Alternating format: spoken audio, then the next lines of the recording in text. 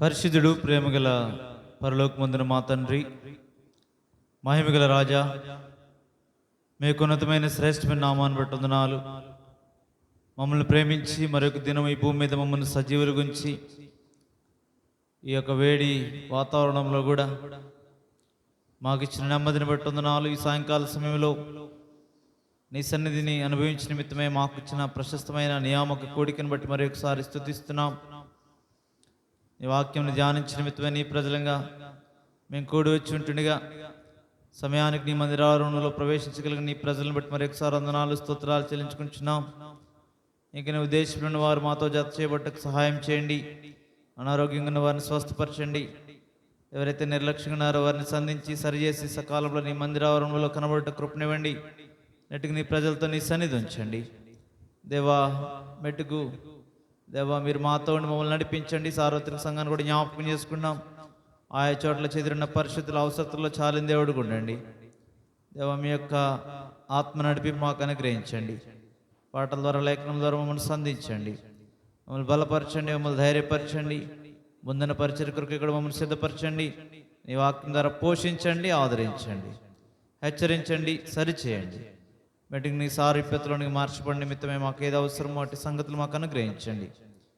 మరి ఒకసారి ఈ సిస్టమ్స్ అన్నింటినీ కూడా నీ మహిమార్థమే చక్కగా పనిచేయటకు వాటిని మీ స్వాధీనంలో ఉంచుకోండి. మమ్మల్ని కూడా ప్రాణాత్మ దేహములతో మీ వశంలో ఉంచుకునండి. మేము కూడి వచ్చట దేవా మాకు ఆశీర్వాదకరంగా మేలుకరంగా ఉన్నట్లుగా, నీ నామమునకు మహిమకరంగా ఉన్నట్లుగా జ్ఞాపకం చేసుకునండి. కాని సంగతులను దూరపరచండి. సంపూర్తిగా మీ వశంలో మమ్మల్ని ఉంచుకునండి. దేవా శత్రు తెచ్చే ప్రతి కలవరాలను దూరపరచండి. మీ నామానికి మమ్మల్ని మేము దేవా మీ యొక్క ఘనత కలిగిన, మహిమ కలిగిన, ప్రభావం కలిగిన మమ్మల్ని మేము అప్పగించుకొని ఉంటుండగా మీ చిత్తాన్ని బట్టి మమ్మల్ని నడిపించండి. కృతజ్ఞత చెల్లిస్తూ యేసుక్రీస్తు ప్రభువు రక్షకుని నామమున స్తుతించి గణపరిచి ప్రార్థించి వేడుకొంచున్నాం తండ్రి, ఆమేన్.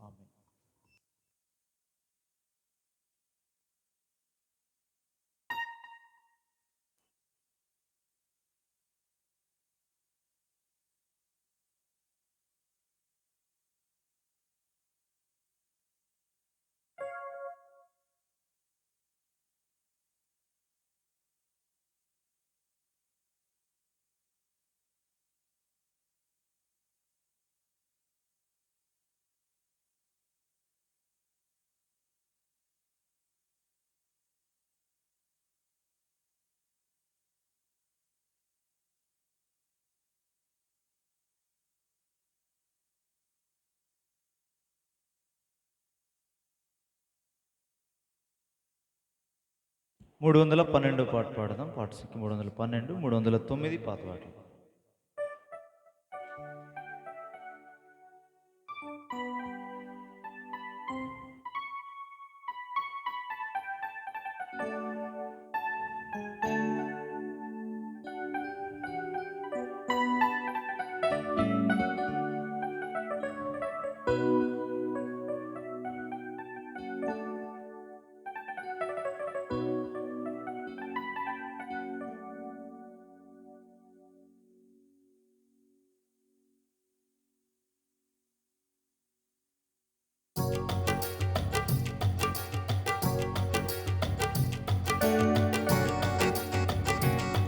జయమని పాడు ప్రభు యేసునకి హోసన్నా, ప్రభువాచుచుండే ఎంతో సంతసము మధ్యాకాశమం సంధించెదము. జయమని పాడు మనము మారేదము, మర్మమిది గొప్పదే. మనము మారేదము, మర్మమిది గొప్పదే. బూరధ్వని రోగగానే మనమెత్తబడెదము. బూరధ్వని రోగగానే మనమెత్తబడెదము. ప్రియ యేసుని సంధింపా మనమయన వరమే. ప్రియ యేసుని సంధింపా మనమయన వరమే. జయమన్ పాడు. హోసన్నాజీ ప్రభువా చూచుండే ఎంతో సంతసము మధ్యాకశము సంధించెదము జయమని పాడు. ప్రభుని పోలియుందుము ప్రభుని సంతాతిగా, ప్రభుని పోలియుందుము ప్రభుని సంతాతిగా. ప్రభు ప్రత్యక్షమైనప్పుడు అమర్చత ధరించుము. ప్రభువు ప్రత్యక్షమైనప్పుడు అమర్చత ధరించుము. పొందేదము ప్రభువునే అజమయన వరమే. పొందేదము ప్రభువునే అజమయన వరమే. జయమని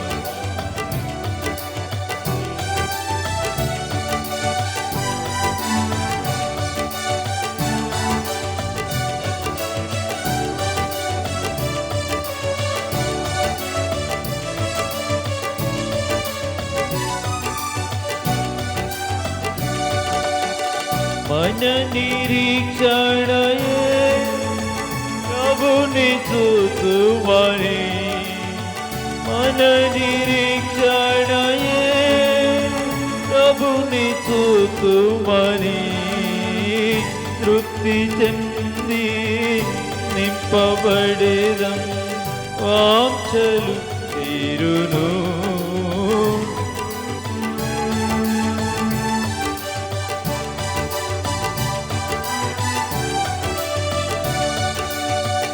ప్రభుని రుచించెదము అజమయన వరమే.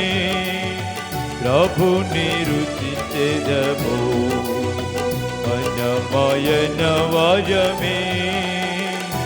జయమని పాడు ప్రభు యేసునకే హోసన్నాజీ ప్రభువా చూచుండే ఎంతో సంతసము మధ్యాకశము సంధించెదము జయమని పాడు.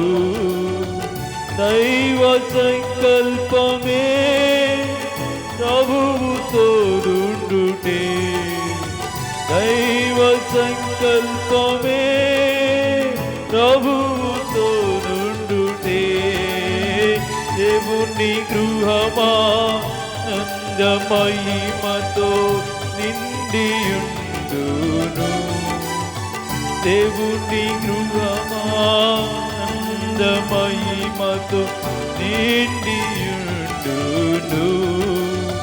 ప్రభువు బజవాడు.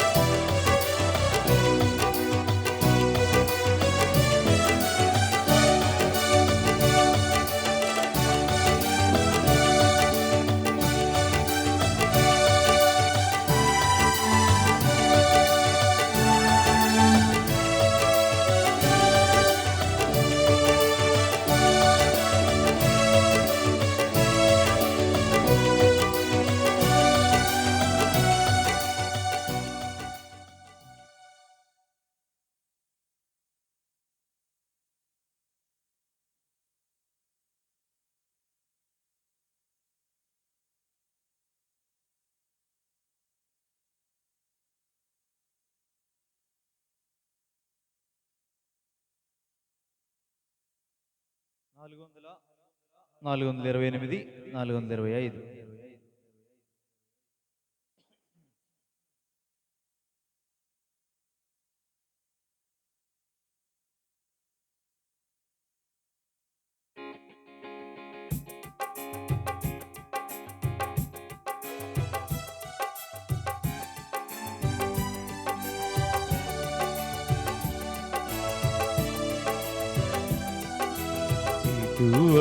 నన్నిక ఎన్నడైనను పడిపోకుండా కాయు రక్షకా విడువవు నన్నిక ఎన్నడైనను పడిపోకుండా కాయు రక్షకా పడిపోవు వారెల్లరినీ లేపెడివాడవు నీవే ప్రభు పడిపోవు వారెల్లరినీ లేపెడివాడవు నీవే ప్రభు విడువవు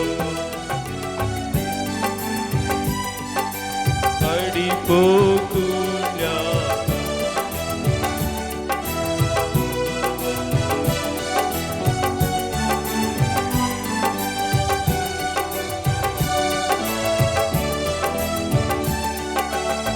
ప్రభువాని కవిధేయుడనై పలుమారులు పడు సమయమును ప్రభువాని కవిధేయుడనై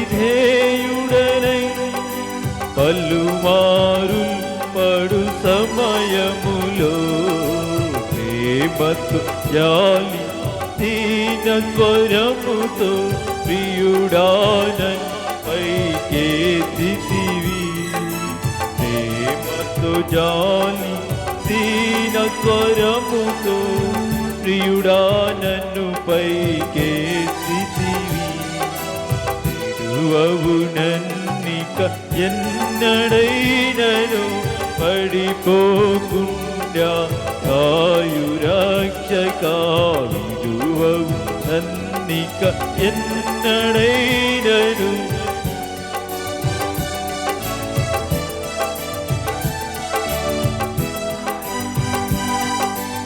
ఏదెనులో ఆశతో ఆజ్ఞ మీరినను ఆదము హవ్వలు ఏదెనులో ఆశతో ఆజ్ఞ మీరినను సిలువకు ఛాయగా బలినర్పించి ప్రియముగా విమోచించితివి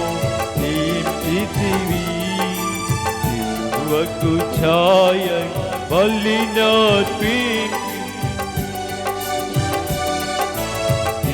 బలినర్పించితివి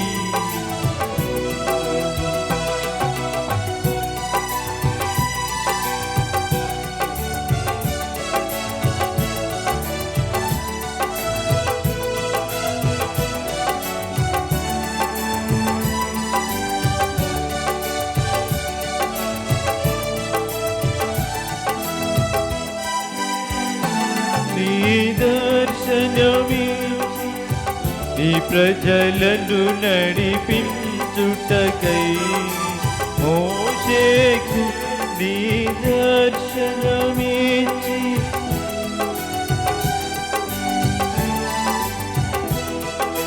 కాకులు చెప్పిన విడువక తననే నాయకునిగా నియమించితివి కాకులు విడువక తననే నాయకునిగా నియమించితివి విడువవు నన్నిక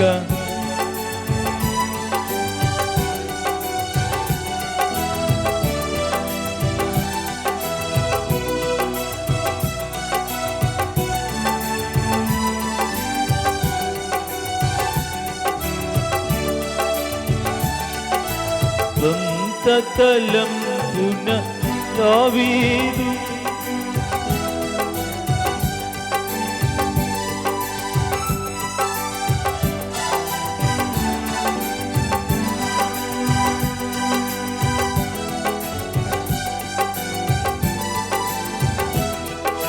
పూజ్య మరణము చేదావీదు హృదయమును కదిలించితివి పూజ్య మరణము చేదావీదు హృదయమును కదిలించితివి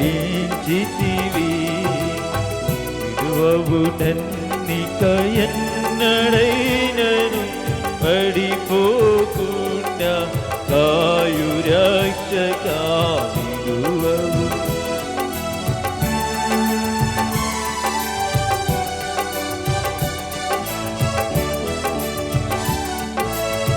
నీ మాటలు వినగాయోనా దర్శిసుకు తరలినప్పుడు నీ మాటలు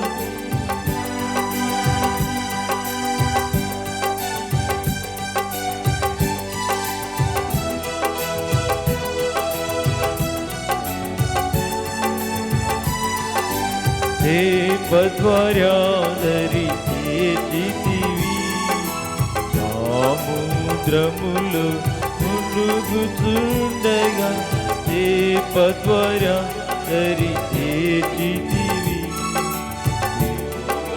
మన్నిక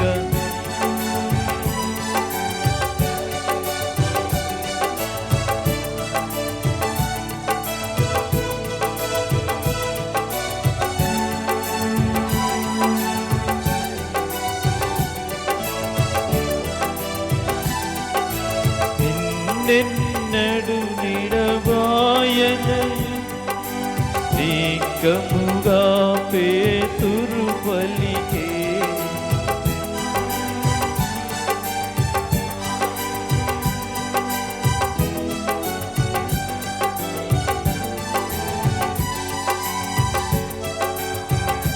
పొంగినను విడువక ప్రేమతోను రక్షించితివి. మారు పొంగినను విడువక ప్రేమతోను రక్షించితివి. విడువవు.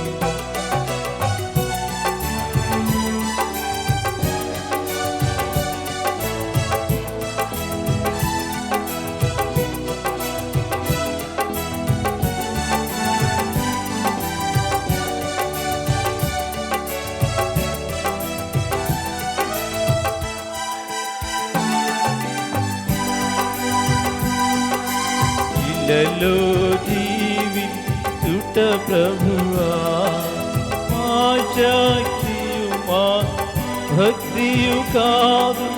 ఇళ్ళలో జీవించుట ప్రభువా ఉల్లగని ఆత్మను సగితివి.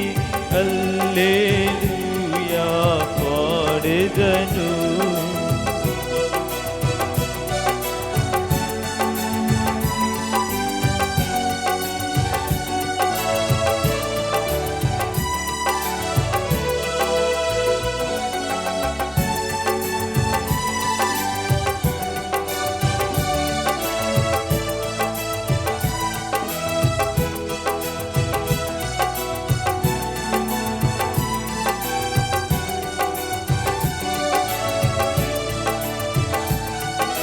పడిపోవు వారెల్లరి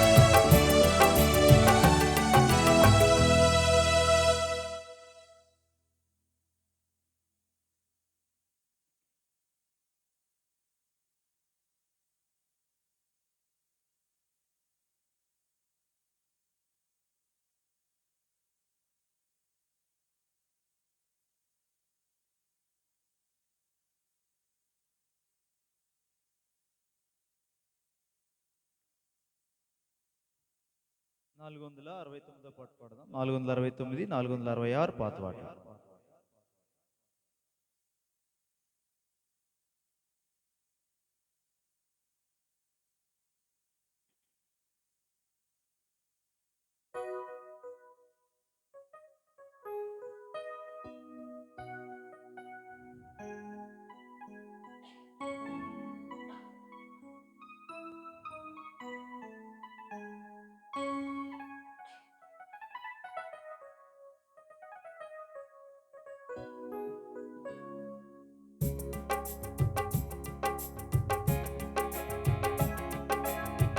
దేవుని మహిమా మందిరం, దేవుని మహిమా మందిరం, యాజకులకు ఆరాధనాలయం, యాజకులకు ఆరాధనాలయం, దేవుని మహిమా మందిరం, దేవుని మహిమా మందిరం. అది ఏ మొరియా గొల్గొత కొండయు ఇస్సాకు బల్యార్పణ స్థలమును, అది ఏ మొరియా గొల్గొత కొండయు ఇస్సాకు బల్యార్పణ స్థలమును, యెబూసీ యెరూషలేమదే దేవుని మహిమా మందిరం, దేవుని మహిమా మందిరం. యాకోబు శ్రేష్ఠుని నివాసమదియే, ఆ స్థలమెంతో నీతి గొల్పున్నది,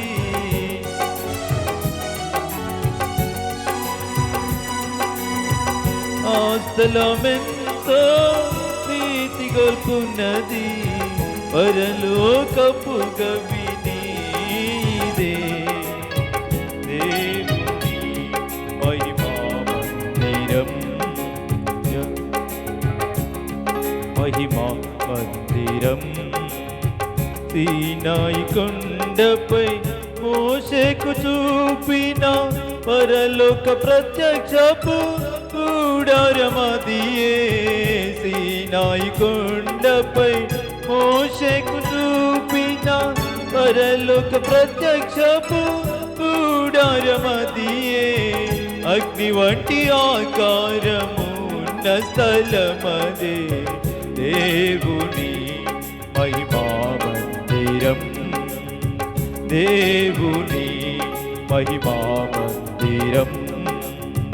దావీదు దేవుని కూడారమదియే, తేజో మహిమా నిలచు నివాసము, దావీదు దేవుని కూడారమదియే, తేజో మహిమా నిలచు నివాసము, ప్రభుని ప్రతిష్ఠిత పర్వతమదియే దేవుని మహిమా మందిరం, దేవుని మహిమా మందిరం.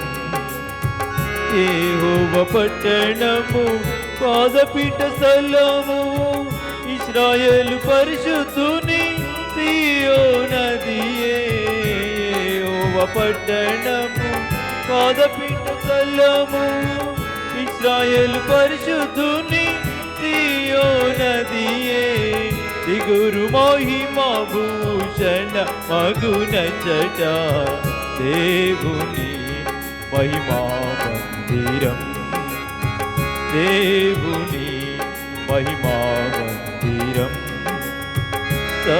సజీవరాళ్లతో నిర్మించుచున్న యేసుని మానస మందిరమదియే, సజీవరాళ్లతో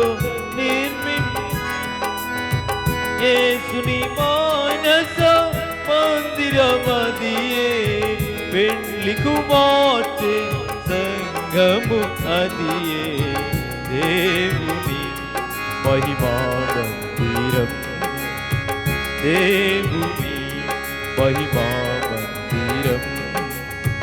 కలహించుటమాని కలసి వెళ్ళుదము, హెబ్రోను దేవుని మహిమ మందిరముకు, కలహించుటమాని కలసి వెళ్ళుదము, హెబ్రోను దేవుని మహిమ మందిరముకు, మన దుఃఖ దినములు సమాప్తమగును దేవుని మహిమా మందిరం, దేవుని మహిమా మందిరం. మునుపటి మహిమను మించిన మహిమతో పరలోకము నుండి దిగి వచ్చుచున్నామును పడి మించిన మహిమతో పరలోకము నుండి దిగి వచ్చుచున్నా నూతన యెరూషలేమదే దేవుని మహిమా మందిరం దేవుని మహిమా మందిరం యాజకుల ఆరాధనాలయం యాజకుల ఆరాధనాలయం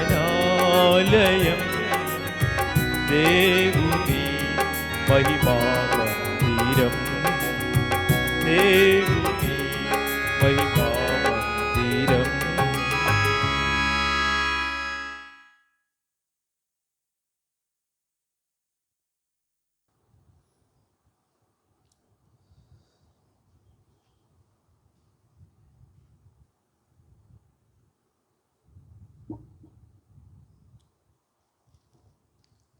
బైబిల్ పట్టణం కొరకే ద్వితీయోపదేశ కాండము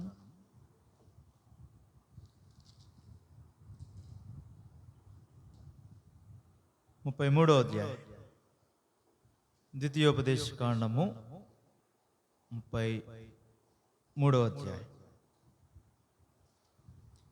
దైవజనుడైన మోషే మృతి నొందక మునుపు అతడు ఇశ్రాయేలులను దీవించిన విధమిది. అతడు ఇట్లనెను,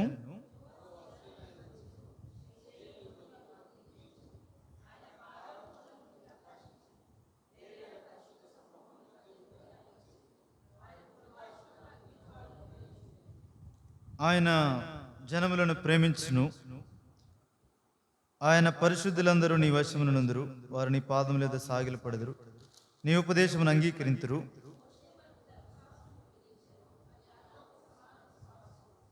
జనులలో ముఖ్యులను ఇశ్రాయేలు గోత్రములను కూడగా అతడు యెషూరునిలో రాజు. ఆయన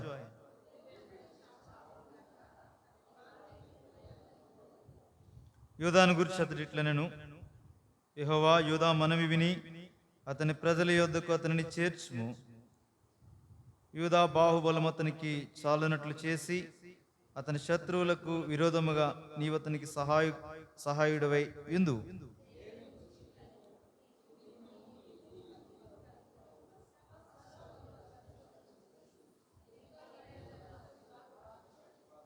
అతడు నేను వారిని ఎరుగనని తన తండ్రిని గుర్చు తన తల్లిని గుర్చు అనెను. తన సహోదరులను లక్ష్య పెట్టలేదు, తన కుమారులను ఎంచలేదు. వారు నీ వాక్యమును బట్టి నీ నిబంధనను గైకొన్నది.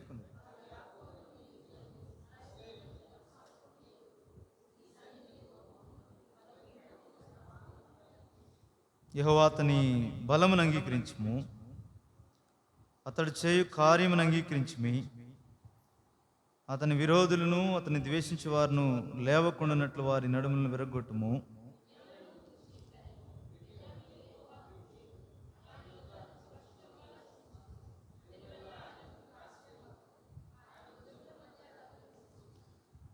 యోసేపును గురించి ఇట్లనెను, ఆకాశ పరమార్థముల వలన మంచు వలన క్రింద కృంగి ఉన్న అగాధ జలముల వలన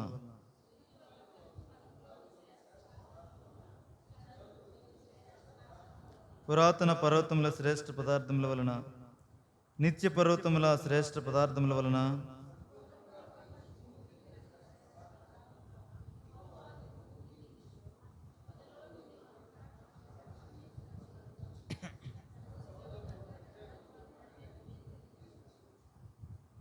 అతని వృషభమునకు మొదట పుట్టిన దానికి ఘనత కలదు.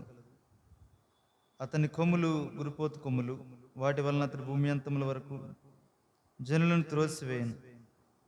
ఎఫ్రాయిం యొక్క 10,000ను మనుష్య యొక్క 1,000ను అలాగనుందురు.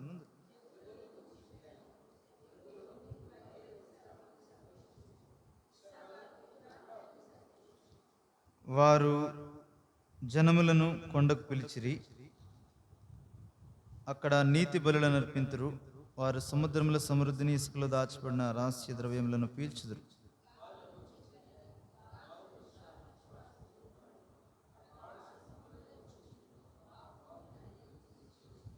అతడు తన కొరకు మొదటి భాగం చూసుకునేను. అక్కడ నాయకుని భాగము కాపాడబడింది. అతడు జనంలోని ముఖ్యులతో కూడా వచ్చును. యెహోవా తీర్చిన న్యాయమును జరిపిను. ఇశ్రాయేలీయుల యుద్ధ యెహోవా విధులను ఆచరించెను.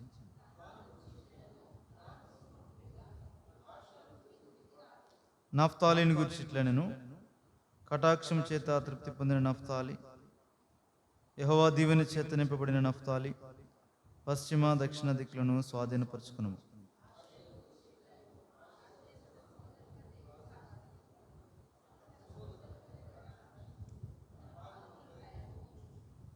నీ కొమ్ములు ఇనిపవియు ఇత్తడివియునై ఉండును. నీవు బ్రతుకు దినములలో నీకు విశ్రాంతి కలుగును.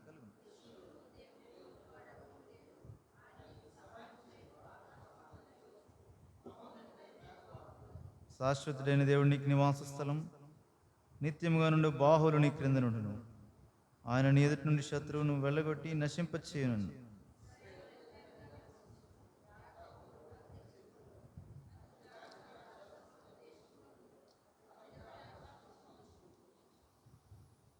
ఇశ్రాయేలు, నీ భాగ్యం ఎంత గొప్పది! యెహోవా రక్షించిన నిన్ను పోలిన వాడెవడు? ఆయన నీకు సహాయకరమైన కేడము, నీకు ఔన్నత్యమును కలిగించు ఖడ్గము. నీ శత్రువులు నీకు లోబడినట్లుగా వారు వేషం వేయుదురు. నీవు వారి ఉన్నత స్థలములను త్రొక్కుదు. ప్రభు సహాయం కొరకే ప్రార్థించు. దేవా, మరొకసారి వందనాలు. నీ కృపను బట్టి మరొక పర్యాయం నీ సన్నిధిలోనికి నీ ప్రజలకు మమ్మల్ని సమకూర్చి పాటల ద్వారా మీరు మాకు ఇచ్చిన వర్తమానాన్ని బట్టి వందనాలు. మీరు మహిమపరుచుకున్న విధానాన్ని బట్టి కూడా వందనాలు. వీటికి అధ్యాయం చదవడానికి కూడా మీరు ఇచ్చిన కృపకే వందనాలు. దేవుని ఇశ్రాయేలు ప్రజలు మోషే ద్వారా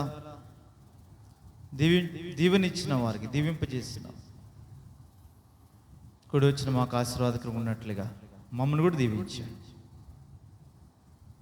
దేవా, నీ నుండి పొందగోరి మేము మీ మధ్యకు వచ్చినట్లుగా మీ సన్నిధి, మీ నడిపింపు, మీ మాట మాకు అనుగ్రహించండి.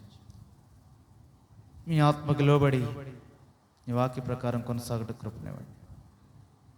భూమి మీద మమ్మల్ని ఉంచిన ఉద్దేశం మేము గుర్తెరిగి చిన్న మందగా మేము సమకూర్చబడి స్థానిక సంఘంగా ఐక్యపరచబడిన మేము మా ద్వారా ఏ గొప్ప కార్యములు భూమి మీద చేయవలసినదో చే నిమిత్తమే నీ ఆశీర్వాదం చేత మమ్మల్ని పంపుమని యేసుక్రీస్తు ప్రభు రక్షకుని నామమున నిలబడిన దాసునైన నన్ను కూడా నీకు అప్పగించుకుంటూ ప్రార్థించి వేడుకుంటున్నాం తండ్రి.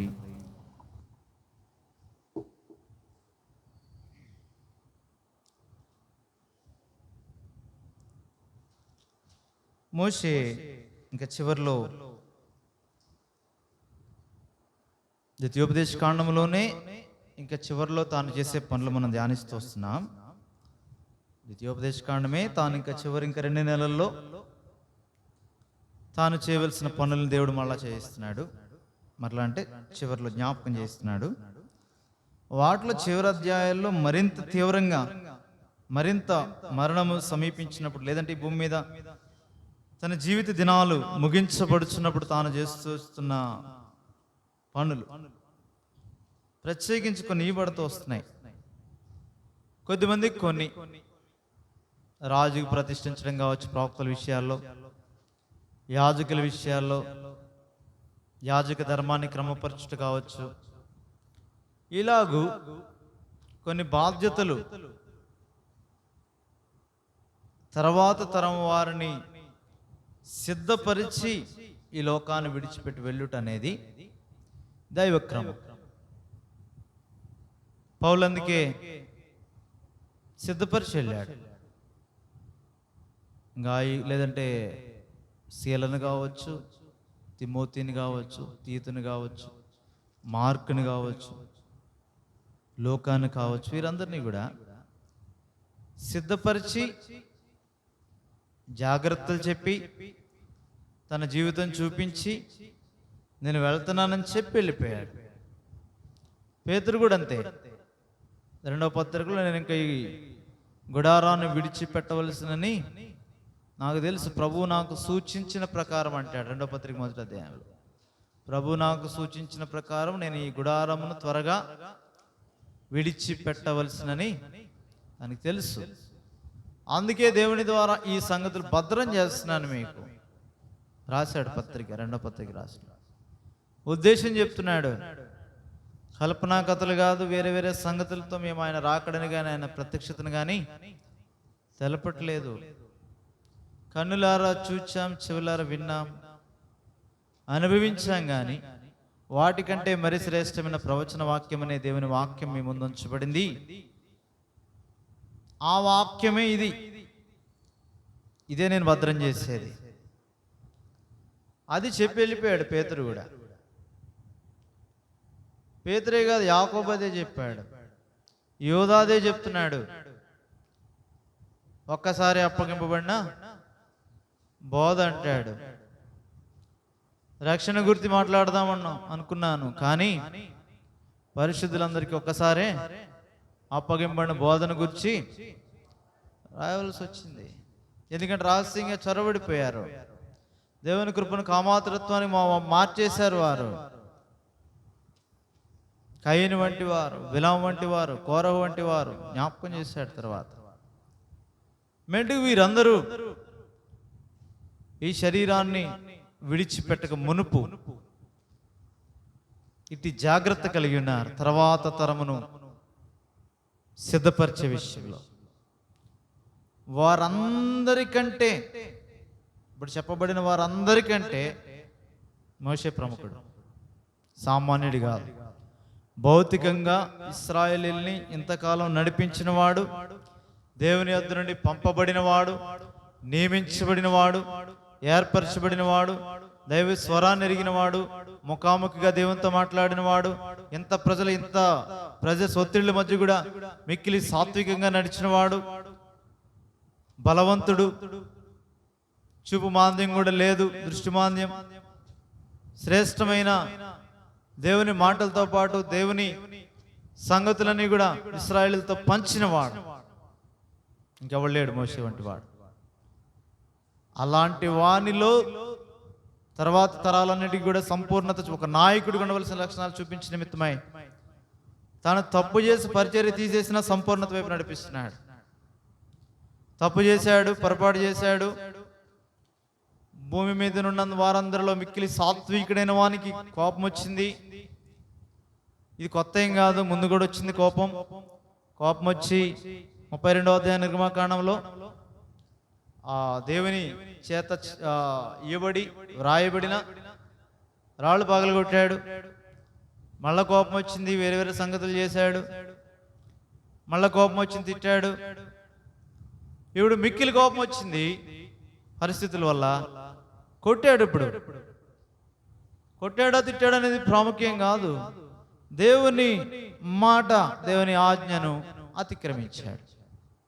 అది వ్యక్తిగతంగా కాదు, ప్రజలందరి ముందు దేవుని పరిశుద్ధతను సన్మానించలేదు, తీసేశాడు పరిచర్య. నీవు వారిని కనాను దేశంలోనికి తోడుకొని పోకూడదు.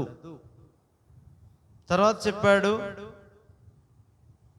నీవు వ్యక్తిగతంగా కూడా ఆ యోర్దాను నది దాటకూడదు. ముందు పరిచర్య తీశాడు. నీవు వారికి నాయకుడు అయి ఉండి వారిని తోడుకొని పోకూడదు. సంఖ్యాకాండంలో చెప్పాడు అన్నమాట. సరే, నాయకుడు కాకుండా వారిలో ఒకడి వల్లే వెళ్ళొచ్చు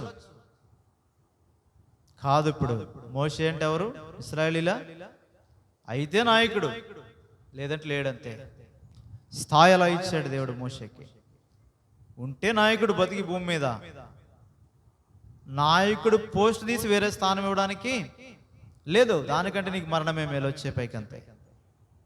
ప్రభువైన క్రీస్తు ముంగుర్తిగా మధ్యవర్తిత్వం చేయడానికి చూపించిన వాడికే అంత ఘనత ఇచ్చాడు. ఇస్సాకు ఇచ్చినట్టుగా, ఇస్సాకు కంటే మరి ఘనత ఇచ్చాడు మోషేకి. ఇస్సాకు అయినా ప్రత్యామ్నాయంగా పొట్టేళ్ళు పెట్టాడు, కానీ మోషే విషయంలో రాజీ పడలేదు. ఎక్కడ నీవు నాయకుడు, ఇశ్రాయేలీయులకి నాయకుడు అంతే. నువ్వు ఇశ్రాయేలీయులను కనానుకు తోడుకొని పోకూడదని చెప్తే సామాన్యంగా వెళ్ళిపోతాను, చూడడానికి తర్వాత పర్మిషన్ ఇచ్చాడు. కానీ నువ్వు వెళ్ళిపోతానంటే కుదరదు. పరిచర్య తీసేసిన తర్వాత నువ్వు నాయకుడివే, నాయకుడిగా నువ్వు చేయవలసిన చెయ్యి, నా దగ్గరికి వచ్చి అది నీకు మేలు. దేనికంటే వారిలో ఒక్కడిగా కనానులో ప్రవేశించడం కంటే దేవుని స్వజనుల యొద్దకు లేదా నా దగ్గరికి రావడమే నీకు మేలు. అదే నీవు నేను జ్ఞాపకం చేసుకోవాలి. జట్టు అయిన వాడు పోరాడినప్పుడు నియమ ప్రకారం పోరాడుకుంటే వానికి కిరీటం లేదు. పౌలందుకే ఎక్కడ రాజీ పడలేదు.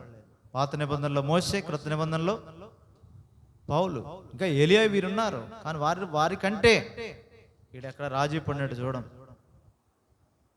అవసరమైతే సంఘాన్ని ఎవడన్నా విడిచిపెడతాడా? సంఘం వ్యతిరేకంగా ఉంటే ప్రభు కోసం రాజీ పడకుండా ఉండగలడా? ఎన్ని అనుమానాలు వస్తాయి. ఒకానొక పరిస్థితి వచ్చింది, అందరూ నన్ను విడిచిపోయారు అంటాడు పౌలు. అయితే ప్రభు దూత, ప్రభు తన ప్రక్క నుండి ఆయన రక్షించాడు.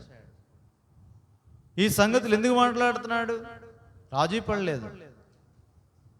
వెలుపల పోరాడటం, లోపల భయం ఉంది. కాబట్టి సహోదరులు ఉన్నారు. అయినను సంఘమును గుర్చిన భారం అంతకంతకు నాలో అధికమవుతుందని చెప్తాడు కొరింథీ 2:11 అధ్యాయంలో చివరికి వచ్చేసరికి. మెట్టుకు మరణము వరకు నమ్మకముగా ఉండే ఆధిక్యత గల ప్రజలు వారు, తమ విషయమైన దేవుని చిత్తం ఎరిగిన ప్రజలు వారు. అందుకే మోషే విషయంలో స్పష్టంగా జ్ఞాపకం చేస్తున్నాడు దేవుడు. ఎలా పడితే అలాగా దేవుడిచ్చిన స్థాయి అది. నువ్వు నాయకుడు ఇశ్రాయేలీలకంతే. ఎప్పటికీ మోషే నాయకుడిగానే కనబడాలా. నాయకుడిగా తీసివేయబడ్డాడని సామాన్య జనులతో కలిసి వెళ్ళిపోవడానికి లేదు. ఇది యెహోవా నియామకం. ఇది తీయడానికి అవకాశం లేదు. అవిధేయుడివే నువ్వు కొనసాగితే వేరే ఆత్మ నీలోనికి వస్తుందేమో కానీ నీవు నాయకుడివే. అది జ్ఞాపకం చేసుకో.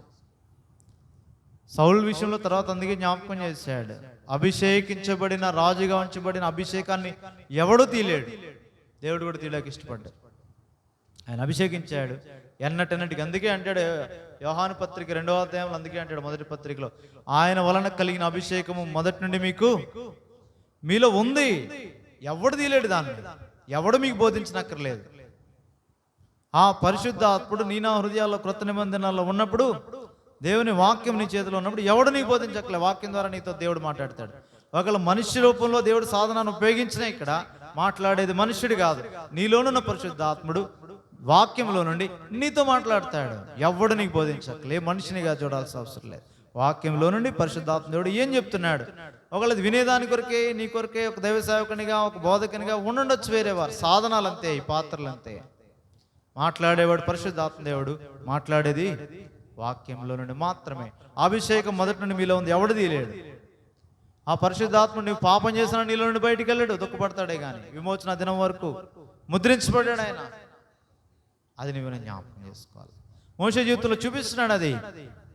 ఆ నాయకుడు అంతే. మోషే ఓడిపోయినా నాయకుడే, ఓటమి లేదు అయినప్పటికీ. దావీదు కూడా అంతే. అందుకే రాజైన దావీదు అంటాడు. వంశావళి, ప్రభువైన యేసుక్రీస్తు వంశావళిని గురించి మనం చదివినప్పుడు ఏమంటాడు? యెషయి రాజైన దావీదు. అందుకే అదే క్రమంలోకి వచ్చిన ప్రభువైన యేసుక్రీస్తుని కూడా మత్తయి ఎలా చూపిస్తాడు? యూదుల రాజుగా పుట్టినవాడు. 2వ అధ్యాయంలో యూదుల రాజుగా పుట్టినవాడు. రాజుగా పుట్టాడు. దావీదు రాజుగా పుట్టలేదు, కానీ దావీదు అంటే కింగ్ డేవిడ్ అంతే. రాజైన దావీదు అంతే.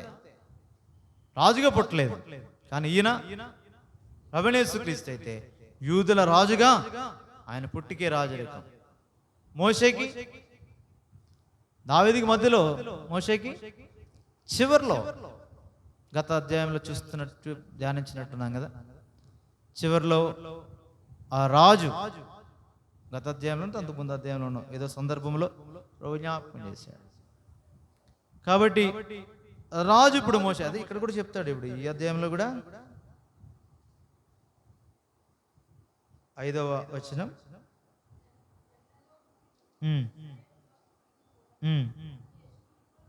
రాజు ఎవరు ఇక్కడ చెప్పేది? ప్రవచన రూపంగా ప్రభువైన యేసుక్రీస్తుని గురించి చెప్తూ, ఇక్కడ భౌతికంగా రాజు ఎవరు? మోషే. వారి రాజు వాళ్ళకి ఇస్తున్నాడు శాసనం. సరే, ఈ అంత్య దినాల్లో వారు చేసే కార్యాల్లో మొదటి నుంచి తర్వాత ఆ తర్వాత తరాన్ని సిద్ధపరచడం మాత్రమే కాదు, వారి స్వాస్థ్యాన్ని తర్వాత తరానికి ఇవ్వడం, అది గొప్ప. పిల్లలు తల్లిదండ్రుల కొరకు కాదు, తల్లిదండ్రులే పిల్లల కొరకు సమకూర్చవలేను కదా అంటాడు పౌలు కూడా. పౌలే అనుకుంటు కదా మాట్లాడాడు క్రొత్త నిబంధనలో. ఎందుకు తర్వాత తరం వారిని సిద్ధపరుస్తా మాటలు పలుకుతాడు. నేను మీ సొత్తుని కాదు కోరుతున్నాను, మిమ్మల్ని కోరుతున్నానని చెప్తాడు ఆ మాటలు పౌలే అనుకుంటా. మెటుకు మనకు అర్థమయ్యేదాని కొరకు అబ్రాహాము కూడా చేశాడు అలాగే. చనిపోకముందు నిండు వృద్ధాప్యంలో ఉండి కూడా ఎవడెవడికి ఏవి ఆస్తులు రావాలో పిల్లలందరికీ ఇచ్చి దూరంగా పంపేశాడు. 27వ అధ్యాయంలో అనుకుంటు కదా, 25వ అధ్యాయమా, ఆదికాండం 25వ అధ్యాయం పంపేశాడు అందరినీ దూరంగా పంపి, ఇప్పుడు తన కుమారుడైన ఇస్సాకుకు తన తర్వాత స్థానం ఇచ్చాడు. వారసుడు ఒక్కడే, నీకొక్కడైన కుమారుడు నీవు ప్రేమించు ఇస్సాకు. వారసుడు ఎక్కడ నియమించబడ్డాడు? 22వ అధ్యాయంలో అర్పించిన తర్వాత నియమించబడ్డాడు. ఇదే వారసుడు. ఎలియాజరు కాదు, ఇష్మాయిల్ కాదు, వేరే వాళ్ళ కుమారులు కాదు, ఇస్సాకే. ఇస్సాకు వలనైనదే నీ సంతానం. 20 ఆదికాండం 25వ అధ్యాయం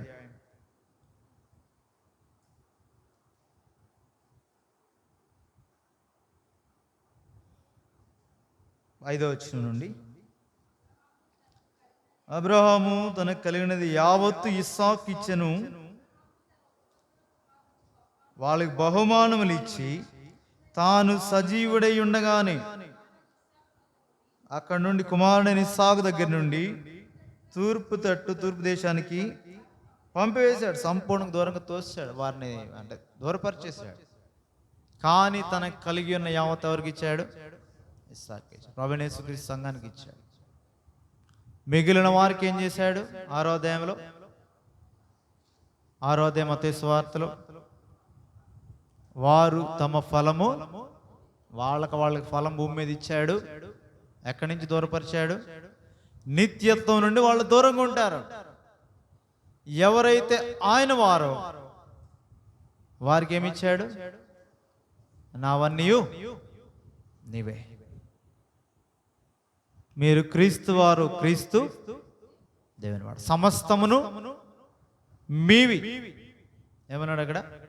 సమస్తమును మీవి, మీరు క్రీస్తు వారు, క్రీస్తు దేవుని వారు. ఎందుకు?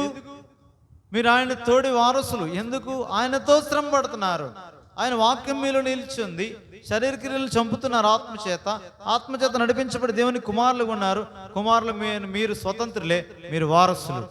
అది దేవుని మరణశాస్త్రం. అది ఆయన మరణశాస్త్రము ద్వారా, ఆయన మరణించడం ద్వారా నీకు నాకు ఇచ్చిన స్వాస్థ్యం. అది అబ్రహాం ఇచ్చాడు, ఇస్సాకు ఇచ్చాడు, యాకోబు ఇచ్చాడు. 49వ అధ్యాయం అంతా యాకోబు ఇచ్చాడు స్వాస్థ్యాన్ని ఆశీర్వాదంగా. ఇప్పుడు మోషే ఇస్తున్నాడు. చదవండి ఇప్పుడు ద్వితీయోపదేశకాండము 33వ అధ్యాయం 1వ వచనం. దైవజనుడైన మోషే మృతి నొందక మునుపు అతడు ఇశ్రాయేలును దీవించిన విధమిది. కాబట్టి మృతి పొందక మునుపు చివరిగా తాను చేయవలసింది ఏంటంటే దీవించి వెళ్ళిపోవాలా. కీర్తన నేర్పించాడు, హెచ్చరిక ఇచ్చాడు. ఇవన్నీ ఒక ఎత్తు, అవన్నీ వేరు, అవన్నీ అవసరం వారి జీవితాల్లో. క్రమక్రమంగా హెచ్చరించేసి వెళ్ళిపోవడం కాదు, ఇప్పుడు దీవించి వెళ్ళాలా. అహరోనుకి అధికారం ఇచ్చాడు, దీవించి వెళ్ళాలి నువ్వు ఇశ్రాయేలుని. ఇప్పుడు మోషే చనిపోక ముందు దీవించి వెళ్తున్నాడు. మృతి నొందక మునుపు ప్రభువైన యేసుక్రీస్తుకి సాదృశ్యం. చేతులెత్తి బేతనీ వరకు సాగనంపవాలని చేతులెత్తి ఆశీర్వదించి ఆయన ఏమైపోయాడు? లోకాసువార్త 24వ అధ్యాయం చివరి వచనాల్లో ఆరోహణ అయిపోయాడు. దీవెన చాలా ప్రాముఖ్యం, ఆశీర్వాదం చాలా ప్రాముఖ్యం. ఎప్పుడు? చివర. తన మృతి నందుకు ముందు నియామకాలు కూడా అయిపోయినాయి. యెహోషువను నియమించాడు, ఎలియాజరు నిలబెట్టాడు అక్కడ ప్రధాన యాజకుడిగా. నియామకాలు అయిపోయినాయి. ప్రజలకు ఎవరెవరికి, ప్రధానులకు ఏం చెప్పాలి అన్నీ అయిపోయినాయి. హెచ్చరిక చెప్పడం అయిపోయింది. దేవుని ద్వారా నిర్మింపబడిన కీర్తన నేర్పించడం అయిపోయింది. మృతి నొందకు ముందు దైవజనుడైన మోషే ఇశ్రాయేలుని ఏం చేశాడు? దీవించాడు. చాలా ప్రాముఖ్యం. అందుకే అంతము వరకు సహించిన వాడే రక్షింపబడతాడు, రక్షింపబడిన రాయబడుతూ వచ్చింది. అంతవరకు కాపాడుకోవాలి విశ్వాసాన్ని. వానికే కిరీటం లేదా బహుమానం దొరకదు. చివరి వరకు వెంటాడాడు. రాజుల 2వ గ్రంథం 2వ అధ్యాయంలో ఎవరు? రాజుల 2వ గ్రంథం 2వ అధ్యాయం ఎలీషా చివరి వరకు వెళ్ళాడు. ఆగిపోవడం కాదు, గిల్గాలు కాదు, బేతేలు కాదు, ముందుకు వెళ్తా వెళ్తా వెళ్తా వెళ్తా చివరికి ఎరుకో యోర్దాన్ దాటి కూడా వెళ్ళిపోయాడు. నీ గురువు వెళ్ళిపోతాడు, నీ గురువు వెళ్ళిపోతాడు. ఎలా వస్తా వెనక్కి అదేమో నాకు తెలియదు, అదంతా నాకు తెలీదు. చివరి వరకు నేను వెంబడించవలసిందే, అంతవరకు వెళ్ళాల్సిందే. ఆ గురి కలిగి వేరే అంటే చివరి వరకు అంటే వేరే దాని కొరకే పరిగెట్టే సంగతులు కూడా ఉన్నాయి. బహుమానం కొరకు పరిగెట్టడం అంటే ఒకటి గురువుని చూసి పరిగెట్టడం వేరే, ప్రభువుని చూసి పరిగెట్టడం వేరే, విశ్వాసం కర్త దాన్ని కొనసాగించి చేసుకుని చూసి పరిగెట్టడం వేరే. మరొకటి కూడా ఉంది, దానికి ఎగ్జాక్ట్ నెగిటివ్. ఏంటది? బిలాము వంటిది. బహుమానము పొందాలనే పరిగెట్టాడు కానీ ఆతురముగా, పదాలు ఉంటాయి కదా, చెప్పట్లేదు మీరు, తప్పు త్రోవలో పరిగెత్తిరే రాయబడింది. యూదా పత్రికలు ఏమన్నాడు, పేతురు పత్రికలు ఏమన్నాడు చూడండి. పేతురు అంటాడు దాన్ని. సరే, యూదా పత్రికలో మొదట చూడండి. యూదా పత్రికలో 11వ వచనం, అయ్యో వారికి శ్రమ, వారి కయ్యను నడిచిన మార్గం నడిచి బహుమానం పొందవలని బిలాము నడిచిన తప్పు త్రోవలో ఆత్రంగా పరిగెత్తురు అంటాడు యూదా. పేతురు ఏమన్నాడు? 2వ పత్రిక, పేతురు 2వ పత్రిక 2వ అధ్యాయం 15వ వచనం, తిన్నని మార్గమును విడిచి బేరుకు మాడిన బిలాము పోయిన మార్గమును బట్టి ఆ బిలాము ఏ బహుమానానికి వెళ్ళాడు? దుర్నీతి వలన కలుగు బహుమానమును ప్రేమించాడు. అంతవరకు. ఇది చాలా ప్రాముఖ్యం. అందుకే పౌలు క్రిస్టల్ క్లియర్గా చెప్తున్నాడు ఫిలిప్పీ పత్రికలో, వీటిని నష్టపరుచుకుంటున్నాను, పెంటతో సమానంగా ఎంచుకుంటున్నాను. దేనికి? దానికోసం. దేవుని ఉన్నతమైన పిలుపునకు కలుగు అది. దుర్నీతి వల్ల నాకొద్దు, నా స్వనీతి వల్లనే నాకొద్దు అంటాడు కదా పైన. ధర్మశాస్త్ర సంబంధమైన నా నీతి కాదు, విశ్వాస సంబంధమైన దేవుడిని గ్రహించి నీతి కావాలా, అప్పుడు ఆయనలో కనపడతా. నాది కాదు అసలు, దుర్నీతి వలన కాదు, తర్వాత నా నీతి కూడా కాదు. జాగ్రత్త పడవలసిన వారమే. అంతము వరకు సహిస్తేనే. మోషే ఒక మంచి మాదిరి చూపిస్తున్నాడు ఇక్కడ, ఉన్నతమైన మాదిరి చూపిస్తున్నాడు ఇక్కడ 33వ అధ్యాయంలో. చనిపోక ముందు దీవిస్తున్నాడు అంతము వరకు. అందుకే ఎలీషా కూడా అదే తాత్పర్యం, ఏలియాని వెంబడించినాడు. మరణం కూడా ఒకవేళ రూతు గ్రంథంలో మరణము తప్ప మరి ఏది నిన్ను నన్ను వేరు చేయలేవు అనొచ్చేమో. ఇక్కడ మరణమైనా పర్లేదు అంటాడు. ఎవరు? ఎలీషా. ఎందుకంటే యొర్దాను దాటడం సామాన్యం కాదు, మరణం అది. దాటి వెళ్ళినప్పుడు ఆయన ఉన్నాడు, మళ్ళీ రావడానికి ఉండదు, మరణమే. రాజీ పడలేదు. అందుకే ఏలియా విషయంలో చూచాడు విశ్వాసాన్ని బట్టి, ఇశ్రాయేలుకి రథమును రౌతులు నీవే. దృష్టి భౌతికమైన ఏలియా మీద ఉంటే అలాగ చెప్పుండేవాడు కాదు. ముందే తెలుసు, నిరీక్షణతో వెళ్ళాడు, విశ్వాసంతో వెళ్ళాడు. అక్కడికి ఆయన ఉండడం తెలుసు, ఖచ్చితంగా నమ్మాడు. ఎందుకంటే మోషే ఏలియా చెప్పాడు, ప్రభుడు దేవుడు నన్ను రమ్మన్నాడు పైకి, ఆరోహణ వెళ్ళవలసిందే, ఎక్కిపోవలసిందే. అట్టి ఆశ, అట్టి తీర్మానం నీకు నాకు ప్రభు ఎడలు ఉండాలా. ప్రతి నిబంధనలు మనుషులు కాదు. ప్రభు మీద అట్టి గురి కలిగితే, విశ్వాసం కర్త దాన్ని కొనసాగించి ముగించేవాడైన ప్రభువైన యేసుక్రీస్తు వైపు నీ నా దృష్టి ఉంటే ఆయనే చేయించి నేను నడిపిస్తాడు. అన్ని పరీక్షా పరిశోధనలు వచ్చినా సరే, ఇక్కడ ఒక క్రమంలో దీవిస్తున్నాడు, దాన్ని చూద్దాం. చదవండి తర్వాత 2వ వచనం. దేవుని యొక్క ప్రత్యక్షతను చూపిస్తున్నాడు. మొట్టమొదట యెహోవా సీనాయి నుండి సేలుల వరకు ఉదయించెను.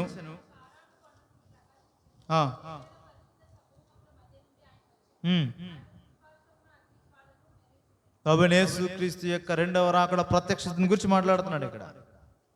మొదటి రాకడ కాదు, మిగిలిన సంగతులు కాదు, ఆయన రెండవ రాకడలో వచ్చే సంగతులను గురించి చెప్తున్నాడు. చనిపోకముందు ఎవడైనా చెప్పవలసిందే, చూసి చెప్పేవారు కాదు వీళ్ళు. ఆశీర్వదించినప్పుడు భౌతికంగా వాళ్ళని వీళ్ళని చూసి నేను ప్రేమిస్తున్నాను కాబట్టి నేను ఆశీర్దిస్తున్నాను, వాడిని ద్వేషిస్తున్నాను కూడా వాడిని తగ్గిస్తున్నాను కాదు. ఈ ఆశీర్వాదం వారు ఆశీర్వదించారంటే అది ఎన్నటన్నిటికీ దీవెనే. మనకు కనబడేది యాకోబు దీవించాడు, మోషే దీవించాడు, దీవించేది వాళ్ళు కాదు, దేవుడు దీవించినాడు. అందుకే అది ముందే బిలాము చెప్పేశాడు కదా, ఆయన దీవించను నేను దాన్ని, ఇదిగో దీవించమని నాకు సెలవాయను, ఆయన దీవించను నేను దాన్ని మార్చలేను.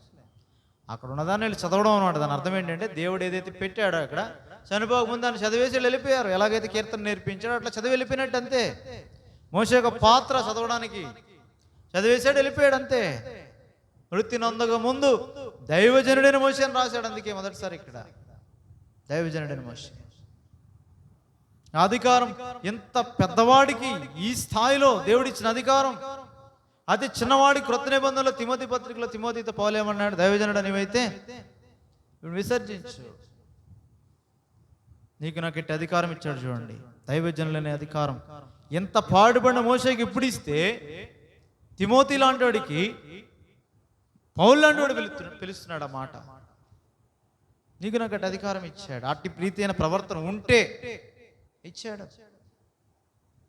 మరి ఇక్కడ ప్రభు యొక్క ప్రత్యక్షతను గురించి చెప్తున్నాడు, ఆయన యొక్క ప్రకాశాన్ని గురించి, ఆయన మహిమను గురించి. అది భూమి మీద ఉన్నట్లు అనగా ఇశ్రాయేలీల మధ్య ఉన్న దాన్ని కాదు దీన్ని మాట్లాడేది. ఆయన వస్తాడు వేవేల పరిశుద్ధుల సమూహాల మధ్య నుండి. యూదా పత్రికలో ఆ మాటలు యూదా జ్ఞాపకం చేస్తాడు పరిశుద్ధాత్మని బట్టి. ఏదైతే హానోకు ప్రవచించి చెప్పిన మాటల్లో ఆయన తన వేవేల పరిశుద్ధుల పరివారంతో వస్తాడు, అది జ్ఞాపకం చేస్తున్నాడు. ఆయన అప్పుడు ఎలా ఉంటాడు? ఆయన కుడిపార్శ్వమున అగ్నిజ్వాలలు మెరీచుండును, జనములను ప్రేమించును, నీ వశమునందురు, నీ ఉపదేశమును అంగీకరింతురు. ఇప్పుడు చెప్తున్నాడు ఇశ్రాయేలు ప్రజల కొరకైన సంగతి. మోషే మనకు ధర్మశాస్త్రం విధించను చెప్పేదేళ్ళు కాదు, అప్పుడు సంగతి చెప్తున్నాడు. మోషే ఇచ్చాడు, అందుకే కదా ప్రభు కూడా వచ్చినప్పుడు ఏమన్నాడు? ధర్మశాస్త్రం మోషే ద్వారా కలిగను, ధర్మశాస్త్రం మోషే ద్వారా ఇవ్వబడింది, కృపయు సత్యమును ప్రభువైన యేసుక్రీస్తు యోహాను సువార్త 1వ అధ్యాయంలో వారికి చెప్పాడు.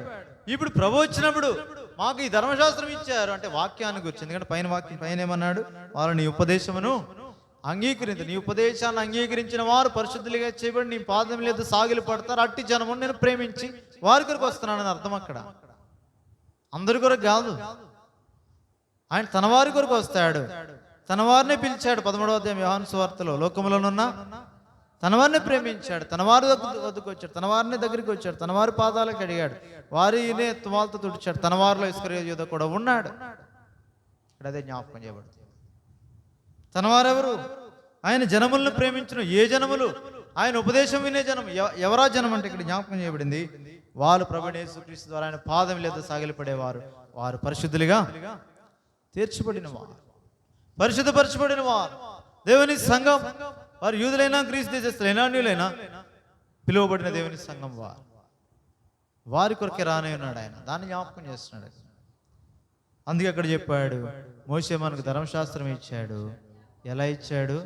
స్వాస్థ్యం. మోషే ఇచ్చిన స్వాస్థ్యం ఏంటి? ధర్మశాస్త్రం, వాక్యం. కనాను కాదు. యెహోషువ ఇచ్చిన స్వాస్థ్యం ఏంటి? కనాన్. మోషే ఇచ్చిన స్వాస్థ్యం ధర్మశాస్త్రం.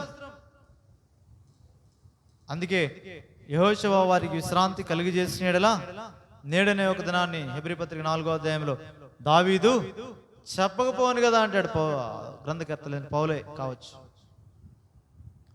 యెహోషువ వారికి విశ్రాంతి కలుగజేసిన ఎడల మరొక దినాన్ని గురించి దావీదు మాటలు ఎందుకు పిలుస్తాడు? ఎన్నో సంవత్సరాలు అయిన తర్వాత దావీదు మళ్ళీ ఏమన్నాడు 98వ కీర్తనలో 98లో అనుకుంటా అంటాడు కదా, నేడని ఒక దినాన్ని జ్ఞాపకం చేస్తున్నాడు. ఇక్కడ ఏ తరం వారి వల్ల విసిగిదని చెప్పాను, 3వ అధ్యాయం హెబ్రీ పత్రికలో చెప్తున్నాడు ఆ మాటలు. నేడని ఒక దినాన్ని దావీదు చెప్తున్నాడు, నేడు మీరు ఆయన శబ్దమును విని అంగీకరిస్తే అది మీకు మేలంటాడు. కాబట్టి స్పష్టమైన విధానంలో ఆయన రాకడ కొరకే ముందుగా సిద్ధపరుస్తున్నాడు. సిద్ధపరిచి ఇదే మీకు స్వాస్థ్యం, ఇదే మీకు ఆస్తి చెప్పాడు. ముందే ద్వితీయోపదేశం ముందే చెప్పాడు, ఇదే మీకు ఆస్తి, మీరు మీ తర్వాత తరం వారికి నేర్పించాలా, బోధించాలా, అదే వారికి భద్రత, అదే వారికి మీ దేవుడే, మీ వాక్యాన్ని హెచ్చించాడు. ఇక్కడ కూడా అదే జ్ఞాపకం చేస్తున్నాడు చివరిలో. అదే మీకు ఇచ్చింది ఏమన్నాడు, అది యాకోబు సమాజ స్వాస్థ్యం. 147వ కీర్తనలో ఆయన తన వాక్యమును యాకోబుకే ఇచ్చాడు. ఎంత గొప్ప బహుమానం ఇచ్చాడు వారికి. వారితో పాటు మనకు కూడా ఆ బహుమానములో పాలిభాగస్థులముగా ప్రభువైన యేసుక్రీస్తు ద్వారా మనకు కూడా ఇచ్చాడు అటు గొప్ప ఆధిక్యత. సరే, తర్వాత చదవండి. 5వ వచనం, జనుల ముఖ్యులను ఇశ్రాయేలు గోత్రములను కూడగా రాజు ఆయన. కాబట్టి ఇది మోషేను గురించి, తర్వాత రాజుగా రాబోతున్న ప్రభువుని గురించి. అయితే ఖచ్చితంగా ఇక్కడైతే లెటర్లుగా అయితే మోషేను గురించి చెప్పాడు. తర్వాత ఇప్పుడు ఒక్కొక్కళ్ళు ఇదంతా ధ్యానించడానికి అయితే సమయం చాలదు. అయితే అదంతా నేరుగా మనం అంతా ధ్యానించాం, ఎందుకంటే చాలదు సమయం. ఒక్కొక్క గోత్రం గురించి ధ్యానించాలి. మొట్టమొదటి రూబేన్, నా జ్యేష్ఠ కుమారుడు. కంపేర్ చేయాలి ఇప్పుడు మళ్ళా.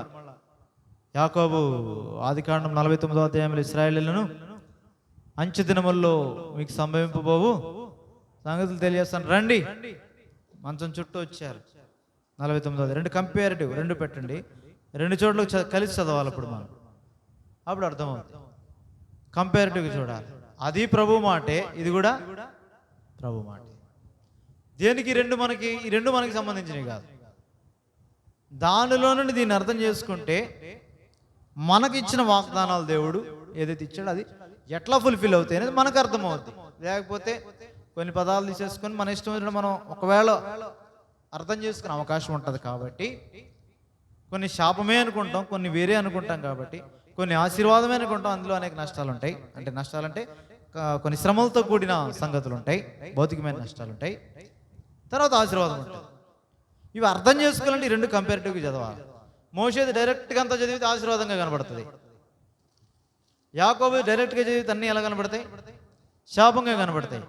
కానీ కాదు, అది దీవెనే, ఇది దీవెనే. అందుకే రెండు కలిసి చదవాలి. చూడండి 49వ అధ్యాయం ఆదికాండం మొదటి వచనం. ఇప్పుడు ఈ రాజు పిలిచాడు సైన్యాన్ని. ఎవరు? యాకోబు కుమారులను పిలిపించాడు. రాజు ఇప్పుడు ఈయన ఎవరు? యాకోబు. అంటే తండ్రే, కానీ తండ్రి కుమారులను పిలిస్తే చాలు. పిలిపించాడంటే ఏంటి?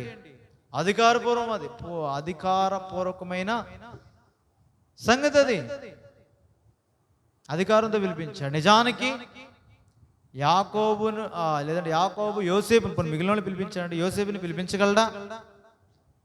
యోసేపు ఎవరు? ఐగుప్తు దేశానికి ఫరో తర్వాత రాజే. అలాంటి వాడిని పిలిపించాడంటే భౌతికమైన రాజరికం కాదు, భౌతికంగా తండ్రి మరి శ్రేష్టమైన దేవుని చేత రాజరికం ఇవ్వబడుతుంది. అబ్రహాము రాజు, మహారాజు అంటాడు. మా మధ్య అబ్రహాముని గురించి చెప్పబడిన మాట మహారాజు, రాజు కాబట్టి స్వాస్థ్యాన్ని ఇచ్చాడు. ఆ రాజరికం నీకు నాకు ఉండాలా? చీప్గా చిల్లరగా వ్యవహరించడం కాదు. రాజులైన యాజక సమూహంలో నీవు నేను చేర్చబడ్డా, లోకంతో కలిసిపోయేది కాదు. రాజులం మనం. ఆ రాజరిక అనుభవం చూపించబద్దమైన అడుక్కునే వాళ్ళం కాదు. వేరే వేరే సంగతుల్లో రాజీ పడిపోయే సంగతులు కాదు. రాజుగా భూమి మీద బ్రతకవలసిన వారం. అదే జ్ఞాపకం చేస్తున్నారు. అబ్రహాం అదే జ్ఞాపకం చేశాడు, ఇస్సాకు అదే జ్ఞాపకం చేశాడు. పరదేశిగా ఉండి యాకోబు ఎన్నో పతనాలు కలిగి ఉండి కుమారులు ఎదుట ఎన్నో పతనాలు, కుమారులు ఏమీ చేయలేని స్థితి. 2వ వచనం చూస్తే చేతగాని వాడుగా ఉన్నాడు కుమారుడైన రూబేను ఎదుట. తన భార్యను లేదంటే తన ఉపపత్నిని శయనిస్తే చేతగాని వాళ్ళలో ఉన్నాడు. అలాంటి వాడు ఎవరు? ఇప్పుడు రాజు. దేవుడిచ్చిన రాజరికం అదే నీకు నాకు ఇచ్చాడు. బలహీనులం, దౌర్భాగ్యులం, లోకంలో ఎన్నిక లేని వారం పిలిచాడు, ఆయనలో పెట్టాడు. ఆయన రాజులకు రాజు, నీకు నాకు అధికారం ఇచ్చేసాడు. అంతే. ప్రభుత్వం చేసే ప్రభువులుగా ఉంచాడు నిన్ను నన్ను కూడా. సామాన్యులేం కాదు. పూటకోటి కొరకు జ్యేష్ఠత్వం కొన్ని భ్రష్టత్వంలోకి పోకుండా నిమిత్తమై దేవుడు జ్ఞాపకం చేస్తున్నాడు. అతి సామాన్యమైన వాటి కొరకే రాజు పడుకుని నిమిత్తమై, ధనము కొరకే, పేరు ప్రఖ్యాతుల కొరకే, అధికారాల కొరకే, సామాన్యమైన సంగతుల కొరకే, ఉన్నత సంబంధమైన దేవుని పిలుపుతో కూడిన బహుమానం, పిలుపుకు ప్రతిఫలమైన బహుమానాన్ని పొందకుండా ఎక్కడ కోల్పోతారో అని జ్ఞాపకం చేస్తున్నాడు దేవుడు సంఘానికి. ఇది నాన్న అనేక పర్యాయాలు లోకస్తుల చేతిలోనికి, కోర్టుల చేతిలోనికి, వాటి చేతిలోనికి, లోక సంబంధమైన న్యాయాధిపతుల చేతిలోనికి సంఘ పిల్లలు వెళ్ళిపోవడం బట్టి దేవుని మహిమను దొంగిలిస్తున్న దినాల్లో రోమపత్రిక 2వ అధ్యాయంలో అంటాడు. మొదటి అధ్యాయం అంతా అన్ని జనుల గురించి మాట్లాడి 2వ అధ్యాయంలో యూదులైన మీ కొరకే మాట్లాడుతున్నాను, మిమ్మల్ని బట్టి కదా నా నామం అన్ని జనుల మధ్య మీ కొరకే. యూదు అనుకుంటామేమో, కాదు ప్రియుడ, నీ కొరకే నా కొరకే ప్రభు ఈ మాట మాట్లాడుతున్నాడు. ఎన్ని పర్యాయములు ప్రభు కొరకే రాజీ పడుకు అనగా లోకంతో కలిసిపోయినావు. ఖచ్చితంగా నిలబడలేదు. ఏదో కోల్పోతామని, ఏదో పోతుందని, ఏదో భౌతిక సంబంధమైనది మనం ఆశించింది దొరకదని ఈ రాజులందరూ జ్ఞాపకం చేస్తున్నారు. ఇంత గొప్ప సాక్షి సమూహం మేఘం వల్లే పైన ఉంది. మనకిదేం కొత్త కాదు. మీ పితరులను అలాగే చేశారు, మీ పితరులకు అలాగే చేశారు. 5వ అధ్యాయం మత్తయి సువార్త 5వ అధ్యాయం చదవండి మాట ఒకసారి. కొండ మీద ప్రసంగం చెప్పినప్పుడు చివరిది తర్వాత చెప్తాడు అన్నమాట. జనులు మిమ్మును నిందించి, హింసించి, అబద్ధమైన చెడ్డ మాటలలో పలుకునప్పుడు మీరు ధన్యులు, సంతోషించి ఆనందించుడి, ఆ పరలోకమందు మీ ఫలం అధికమగును. హింసించారు, ఇది కొత్త ఏం కాదు నీకు. ఈలాగన వారు మీకు పూర్వమందున్న ప్రవక్తలను హింసించారు. ఆ సాక్షి సమూహం మేఘం వల్ల ఆవరించింది. ఇది నీకు కొత్త కాదు. అలాగే నీకు జరగట్లేదంటే నీవు క్రైస్తవుడు కాదు, క్రీస్తుని కలిగిన వాడు కాదు. ఉండవలసిందే నిందలు, అవమానాలు, వీటన్నిటి కూడా ప్రభువుతో ఇవన్నీ అనిపించాల్సిందే. ప్రభుకు వెలుపల కాదు, కీడు చేసి కాదు, మేలు చేసి. ఇవన్నీ జ్ఞాపకం చేస్తున్నాడు. పరీక్ష చేసుకుని మన విశ్వాస పరీక్ష ఏంటంటే ఇదే. మనం పరీక్షించుకోవాల్సిన విశ్వాస పరీక్ష ఇదే. సరే, మెట్టుకు 49వ అధ్యాయం 2వ వచనం మొదటి నుంచి. యాకోబు తన కుమారుని పిలిపించట్ల నేను, మీరు కూడి రండి, అంత్య దినములో మీకు సంభవింపో సంగతులను మీకు తెలియజేస్తాను. యాకోబు కుమారులారా కూడి వచ్చి ఆలకించుడి. కాబట్టి ఇది రాజరికం. ఎవరిని పిలుస్తున్నాడు? నా కుమారులారా కాదు. ఎవరు? రాజు. యాకోబు కుమారులారా మీరు వచ్చి వినండి. దేవుని చేత రాజు కుమారుడుగా నియమించబడిన ఇశ్రాయేలు పలుకుతున్నాడు మాటలు. ఏమంటున్నాడు అక్కడ? మీ తండ్రి అని ఇశ్రాయేలు మాట. మీ తండ్రి ఇశ్రాయేలు కాదు, నిజానికి యాకోబు కుమారులారా మీరు రండి. కానీ ఇప్పుడు మాట్లాడబడే మాటలు యాకోబు కాదు. ఎవరి? మీ తండ్రే, కానీ ఇశ్రాయేలు రాజకుమారుడు. ఆయన పలికింది ఏదో, ఆయన ఏదో సెలవిచ్చాడు. అదే నేను చెప్తున్నాను. ఎందుకంటే అంచెదినాల్లో చంపిపోయే సంగతులు యాకోబుకి ఏం తెలుసు? యాకోబుకి ఏం తెలియదు. నా ఎముకల్ని ఇక్కడ ఉంచదు, మీరు తీసుకెళ్ళండి నాలుగు బతుమాలుకున్న వాడికి ఏం తెలుస్తుంది? నా సమాధి ఇక్కడ చేయదు, అక్కడ పెట్టండి అన్న వాడికి ఏం తెలుస్తుంది? చనిపోయిన తర్వాత ఎవరికి ఏమవుతుందో యాకోబుకి తెలియదు, దేవునికి తెలుసు. దేవుడు చెప్పే మాటలు ఏమంటాడు? 3వ వచనం. రూబేను నా పెద్ద కుమారుడు, నా శక్తియు నా బలం యొక్క ప్రథమ ఫలము, ఔన్నత్యాతిశయము బలాతిశయము నీవే. గొప్పతనం అంతా చూపించాడు. నీ స్థాయిది, నీ స్థాయిది, దేవుడు నిన్ను ఉంచిన స్థాయిది, దేవుడు నీకు జన్మతో ఇచ్చిన స్వాతంత్ర్యం ఇది. దేవుడు నీకు ఇశ్రాయేలు యొక్క ప్రథమ ఫలంగా దేవుడు నిన్ను పెట్టాడు. అయితే నీ స్థితి ఎట్లుంది ఇప్పుడు? నీళ్ల వలె చంచలుడు నీ వాత్సల్యం పొందవు.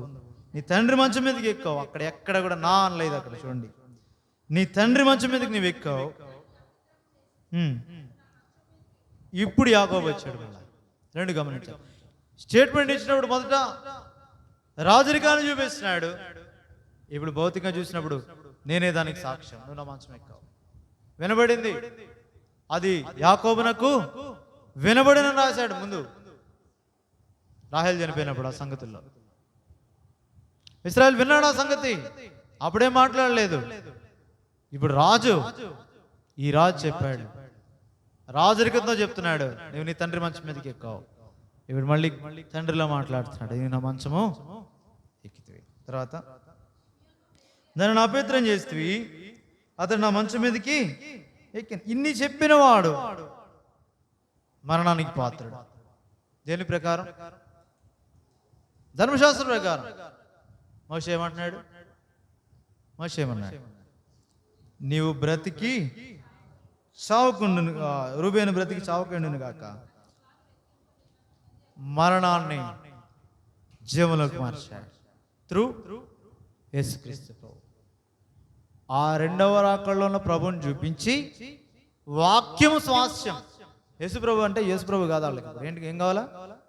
యేసు ప్రభు నొద్దకు నడిపించిన ఒక బాల శిక్షకుడుగా వారికి స్వాస్థ్యం ఇవ్వబడిన ధర్మశాస్త్రాన్ని బట్టి రూబేను బ్రతికి, అందుకే పైన ఉపదేశం చెప్పాడు, నేను కాదు బ్రతికించేది, మోషే కాదు, వాక్యం శక్తి కలిది, ప్రభావం కలిది, బ్రతికించేది. రూబేను బ్రతికి సావకుండా ఉండాలంటే, నశింపక నిత్య జీవం పొందాలంటే ఆ వాక్యం శరీరధారి భూమి మీదకి రావాల్సిందే.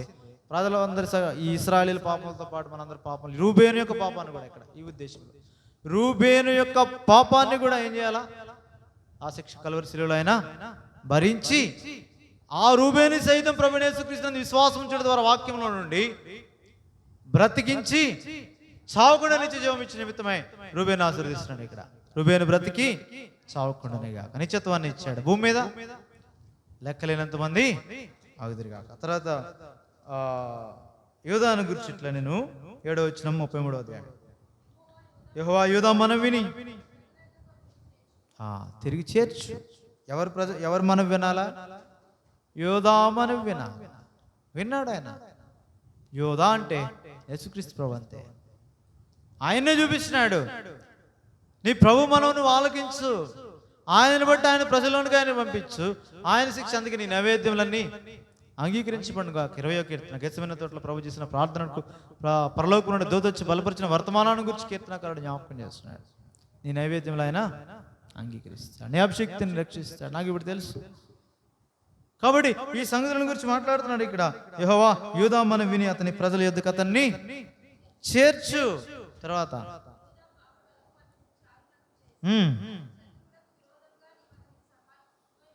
ఇంకొక సహాయం అక్కర్లేదు, ఆయన చాలిన దేవుడు, ఆయనే దేవుడు, ఆయన చాలు, ఎవడ సహాయం అక్కర్లేదు ఆయనకి. ఐగుప్తు దేవుళ్ళు అనబడిన వారిలో ఏ దేవుడు ఆయనతో పాటు లేడు, వారితో ఆయనతో లేడు. ముందేగా చదివాం, ఇక్కడే చదివాం. ఆయన మాత్రము వారిని నడిపించెను, ఆ యెహోవా మాత్రం వారిని నడిపించెను. అన్యుల యొక్క దేవుళ్ళలో ఆయనతో కూడా ఎవడు లేడు, ఆయన ఒక్కడే, ఆయనకి సాటి అయిన వాడు ఎవడు లేడు. ఎన్నో వచ్చిన అది 32 11 చివర 12వ వచనం. యెహోవా వారిని నడిపించిన 12వ వచనం. యెహోవా మాత్రం వారిని నడిపించను, అన్యుల యొక్క దేవుడు ఏ దేవుడు ఆయనతో కూడా, ఆయనకి సమమైన వాడు కాదు, ఆయనతో ఉండేవాడు ఎవడు లేడు. ఆయన పరిశుద్ధత ముందు ఎవడు నిలవగలడు, అది జ్ఞాపకం చేస్తున్నాడు ఇక్కడ. కాబట్టి యూదా అంటే ప్రభువైన యేసుక్రీస్తుని గురించి వాడు జ్ఞాపకం చేశాడు. తర్వాత అన్ని కంపేర్ చేసుకుని 8వ వచనం. లేవిని గురించి ఎట్లా, నీ తుమ్మిమి నీ ఊరిమి నీ భక్తుని దగ్గర ఉన్నాయి, మసాలని పరిశోధించావు, వివాదపడ్డావు, బట్టి పరీక్ష పెడితే అతడు నేను వారిని ఎనుగురని తండ్రిని గురించి తల్లిని గురించి అనెను. సహోదరుని లక్ష్య పెట్టలేదు, కుమారులను ఎంచలేదు. కారణం ఏంటంటే నీ మాట గైకొన్నారు వారు, నీ వాక్యం నీ మాట గైకొన్నారు. యెహోవా వీళ్ళకి సెలవిచ్చాడు అన్నాడు 32వ అధ్యాయంలో. మనం చాలాసార్లు దాన్ని చూసాం కాబట్టి చూడవసరలే. కొండ మీద నుంచి దిగి మోసే వస్తున్నప్పుడు ఆహారం దూడ చేసినప్పుడు జరిగిన సంగతులే. ప్రతివాడు తన చెలికాన్ని తల్లిదండ్రులని సహోదరుల్ని చంపారు. వారు 3000 మంది నుంచి చచ్చిపోయారు. అది నాన్న దేన్ని బట్టి? దేవుని మాటను బట్టి. అంతే. దేవుడు మాట సెలవిచ్చాడు, మోసే చంపేమన్నాడు. దేవుని మాటను లోబడ్డారు. వారిని వాక్యాన్ని బట్టి నేను నిబంధనగా కొనిరి. 10వ వారి యాకోబునకు నీ వీధులను ఇశ్రాయేలునకు నీ ధర్మశాస్త్రమును నేర్పుదురు. నీ సన్నిధిని ధూపమును నీ బలిపీఠం మీద సర్వాంగ బలిని అర్పించుదురు. యెహోవా అతని బలను అంగీకరించు.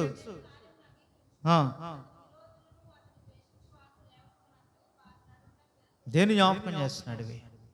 ప్రభువైన యేసుక్రీస్తు యొక్క విజ్ఞాపనను జ్ఞాపకం చేస్తున్నాడు. మన కొరకు చనిపోయినవా.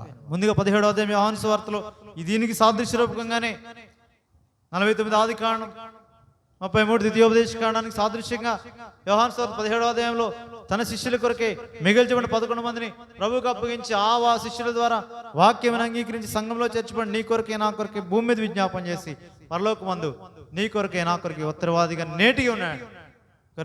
యోహాను మొదటి పత్రిక 2వ అధ్యాయం ప్రకారం. నా చిన్నపిల్లారా, పాపం చేయొద్దు. అందుకే చెప్తున్నాను ఈ సంగతులు. ఎవడైనా పాపం చేస్తే నీతిమంతుడైన యేసుక్రీస్తు అనే ఉత్తరవాది తండ్రి వద్ద అనుకున్నాడు. మనకే కాదు, సర్వలోకమునకు ఆయన అందరికీ శాంతికరమైనడు, ప్రొపిషియేషన్ ప్రాయశ్చిత్తమైనాడు. అందరికీ కొరకే ప్రాయశ్చిత్తార్థమైన బలిగా అర్పించబడి ప్రాయశ్చిత్తం చేస్తున్నాడు. అక్కడ ఏమని అక్కడ చెప్పినట్టుగానే రూబేను బ్రతికి సావకుండా. యూదా చూశాడు ప్రభు వైపు. యెహోవా యూదా మనం విను, అతని ప్రజల వద్దకు అతన్ని చేర్చు. తర్వాత లేవి దగ్గరికి వెళ్ళి యెహోవా వీళ్ళని అంగీకరించు, వీళ్ళని సన్నిధిని చేసే బలులను అంగీకరించు, ప్రజల పక్షాన వారు చేసే ప్రతిదీ విను. ఎందుకంటే వారిని నీ వాక్యాన్ని గైకొని వాళ్ళు చేసిన పని అలా ఉంది. యాకోబు అక్కడ ముందే చెప్పాడు, ఇక్కడ వీళ్ళందరినీ విభజిస్తాను ఇశ్రాయేల్లో. షిమియోన్ లేవీలు అనేవారు నరహంతకులు. వాళ్ళ కోపం ఎలా ఉంటుంది, వాళ్ళు ఎలా ఉంటారు అలా ఉంటారు. వాటిని శపిస్తున్న నా కోపాన్ని వేండ్రాన్ని. ఇశ్రాయేల్లో వాళ్ళు చెదరగొట్టబడతారు. చెదరగొట్టాడు దేవుడు ఆశీర్వాదకరంగా. అక్కడ వారు చేసిన పాపాన్ని బట్టి శాపంగా కనబడి 49వ అధ్యాయంలో ఆదికాండంలో. అయితే ఇక్కడ మోషే ద్వారా దాన్ని ఆశీర్వాదకరంగా మార్చాడు. కానీ మధ్యలో పరీక్ష పెట్టాడు. ఊరికే కాదు, అతి భయంకరమైన పరీక్ష పెట్టాడు. అక్కడ యెహోవా పక్షం ఉన్న వారందరూ నా దగ్గర రండి. వాళ్ళందరి మధ్యలో నుంచి అంత ఖచ్చితంగా సిగ్గుపడకుండా ధైర్యంతో రావడం ఒక ఎత్తు అయితే, యెహోవా మాటను బట్టి వాళ్ళ కత్తితో వాళ్ళని చంపడం మరొక ఎత్తు. అంత కఠినమైన పరీక్ష. సామాన్యంగా చదువుకుంటూ వెళ్ళిపోతాం, కానీ పరిస్థితిలోకి వెళ్ళి అనుభవపూర్వకంగా ఆలోచన చేస్తే ఎంత కష్టమో మనకి అర్థమవుతుంది. మోషే ఏం చేయట్లేదు, యెహోషువ ఏం చేయట్లేదు, వీళ్ళు చంపాలి. సామాన్యం కాదు. మెడవంచిన ప్రజలు మరణానికి అప్పగించుకున్నారు లేవీలు. అక్కడ తిరుగుబడితే వీళ్ళు ఉండడానికి లేదు. వీళ్ళు ఒక గోత్రం, వాళ్ళు 11 గోత్రాలు అవతలు ఉన్నాయి. 12 గోత్రాలు ఉన్నాయి యువతల లేవి గోత్రం ఒకటే ఉంది. ఏం చేయగలరు? వెళ్ళారు, కానీ వాక్యాన్ని ఎక్కున్నారు. వాక్య ప్రభావం అది. నీకు నాకు అదే ప్రభు జ్ఞాపకం చేస్తున్నాడు. ప్రభు మనల్ని పంపించినప్పుడు వ్యతిరేకంగా 12 గోత్రాలు వ్యతిరేకంగా ఉంటాయి. మనది ఒకటే ఉంటుంది, మైనారిటీ. ఏమన్నాడు ఆయన? ఇరుకు మార్గం అంటాడు, ఇరుకు త్రోవ అంటాడు, ఇరుకు ద్వారం అంటాడు. కష్టపడాల్సిందే, కానీ కష్టపడేది మనం కాదు, నాకు తోడైన దేవుని అవులేమన్నాడు. ప్రయాసపడింది నేను కాదు, నాకు తోడైన దేవుని కృపే. మనం ఏం చేయలేం, నిలబడ్డం అంతే. ఇక్కడ చేసేది పైన ఆయన చేస్తున్నాడు. అక్కడ ఎవరు? 17వ అధ్యాయం నిర్గమకాండంలో పైన ఎవడు చేస్తున్నాడు? ఆయన చేస్తున్నాడు, చేతుల పైకి ఎత్తి. ఆయన ఉన్నాడు. ఆయనకు తోడుగా 2 ఉన్నారు, 2 ముసలి వాళ్ళు ఉన్నారు. మళ్ళీ అక్కడ అహరోను ఊర్లో ఉన్నారు. వాళ్ళు చేసుకుంటారు. నువ్వు కత్తి పట్టుకుని నిలబడంతే. యుద్ధరంగంలో యెహోవా నిస్సి ఆయన ధ్వజం నీకు చూపిస్తాడు, ఆయన విజయం ఇస్తాడు. నువ్వు నిలబడంతే కత్తి పట్టుకుని. అతిశయించొద్దు, విజయం నీ వల్ల కలిగింది కాదు, యుద్ధము యెహోవాదే, ఆయన విజయం ఇచ్చేవాడు. మెటుకు ప్రతి వారిని ఇప్పుడు అన్నింటినీ ధ్యానించలేం, కానీ ప్రతి గోత్రం యొక్క అటు 2 తర్వాత మీరు కంపేర్ చేసి చదవండి. అటు యాకోబు ఏం చెప్పాడు, ఇటు మోషే ఏం చెప్పాడు. 2 ఆశీర్వాదాలే, రెండిట్లోనూ శాపవచనాలు ఉన్నాయి. ఎప్పుడు? 28వ అధ్యాయంలో అవగానే ద్వితీయోపదేశకాండం 28వ అధ్యాయంలో ఆయన వాక్యం వింటే ఆశీర్వాదం, వాక్యం వినకపోతే కొలబద్దు వాక్యం, కొలబద్దు ప్రభువైన యేసుక్రీస్తు. ఆ కొలబద్దుని ముందు చూపించాడు ఆయన రాకల్లో 33వ అధ్యాయం వచనాల్లో 2వ వచనం నుండి. ఆయన రాబోతున్నాడు 1000 పరిశుద్ధ సమూహం మధ్య. ఆయన ప్రకాశిస్తాడు, ఆయన రాబోతున్నాడు, ఆయన ఇలా ఉన్నాడు, ఆయన రాజు. ఇప్పుడు రాజశాసనం చేశాడు. ఆ రాజశాసనం కొరకు ఆయన మరణించాడు.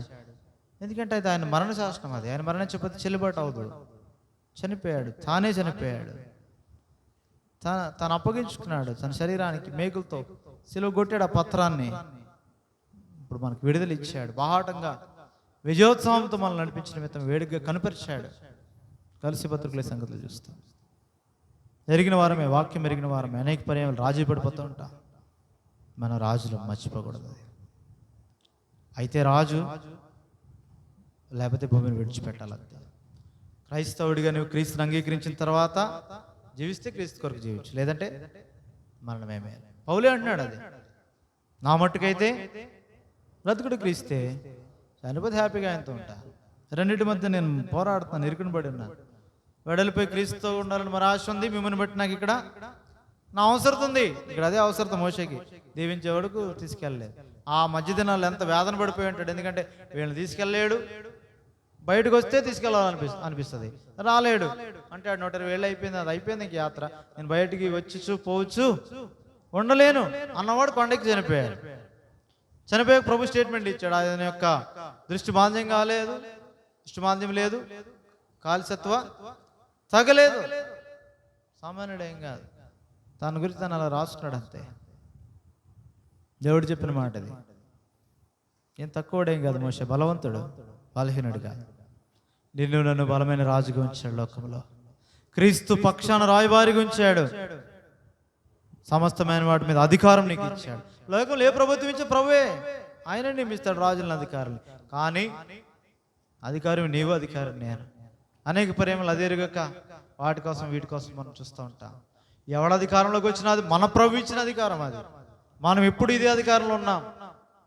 మనం ఆయన వారం, ఆయన దేవుని వాడు. మనకంటే అధికారం ఎవడికి ఉంది లోకములో, సంఘము కంటే. కాబట్టి సంఘం ఎదుట పాతాళలోక ద్వారములు. అసలు నీకు నాకు ఇంత గొప్ప అధికారం దేవుడు ఇస్తే, ఈ అధికారాన్ని విడిచిపెట్టి మన చేతిలో ఉన్న అధికారం, అంటే మనం ఇస్తేనే అధికారం అది ఎవరికైనా, అట్టి వాడి వైపు వెళ్ళి అనేక పర్యాయములు మన రాజును మనం దొక్కుపెట్టి, అనేక పర్యాయములు మన స్వాస్థ్యాన్ని గుర్తించలేకపోతున్నాం. మనం ఉన్నది ఎక్కడున్నాం? కలిసి పత్రికలు ఏమంటాడు? మీరు ఏ స్వాస్థ్యం అన్నాడు?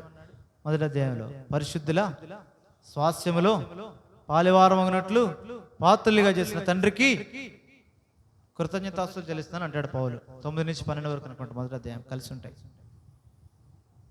కాబట్టి ప్రార్థన చేస్తూ ఆ సంగతులు మీ ప్రభువుకు తగినట్టుగా నడుచుకోవాలా, ఆయన సంతోషపెట్టాలన్న విషయాల్లో.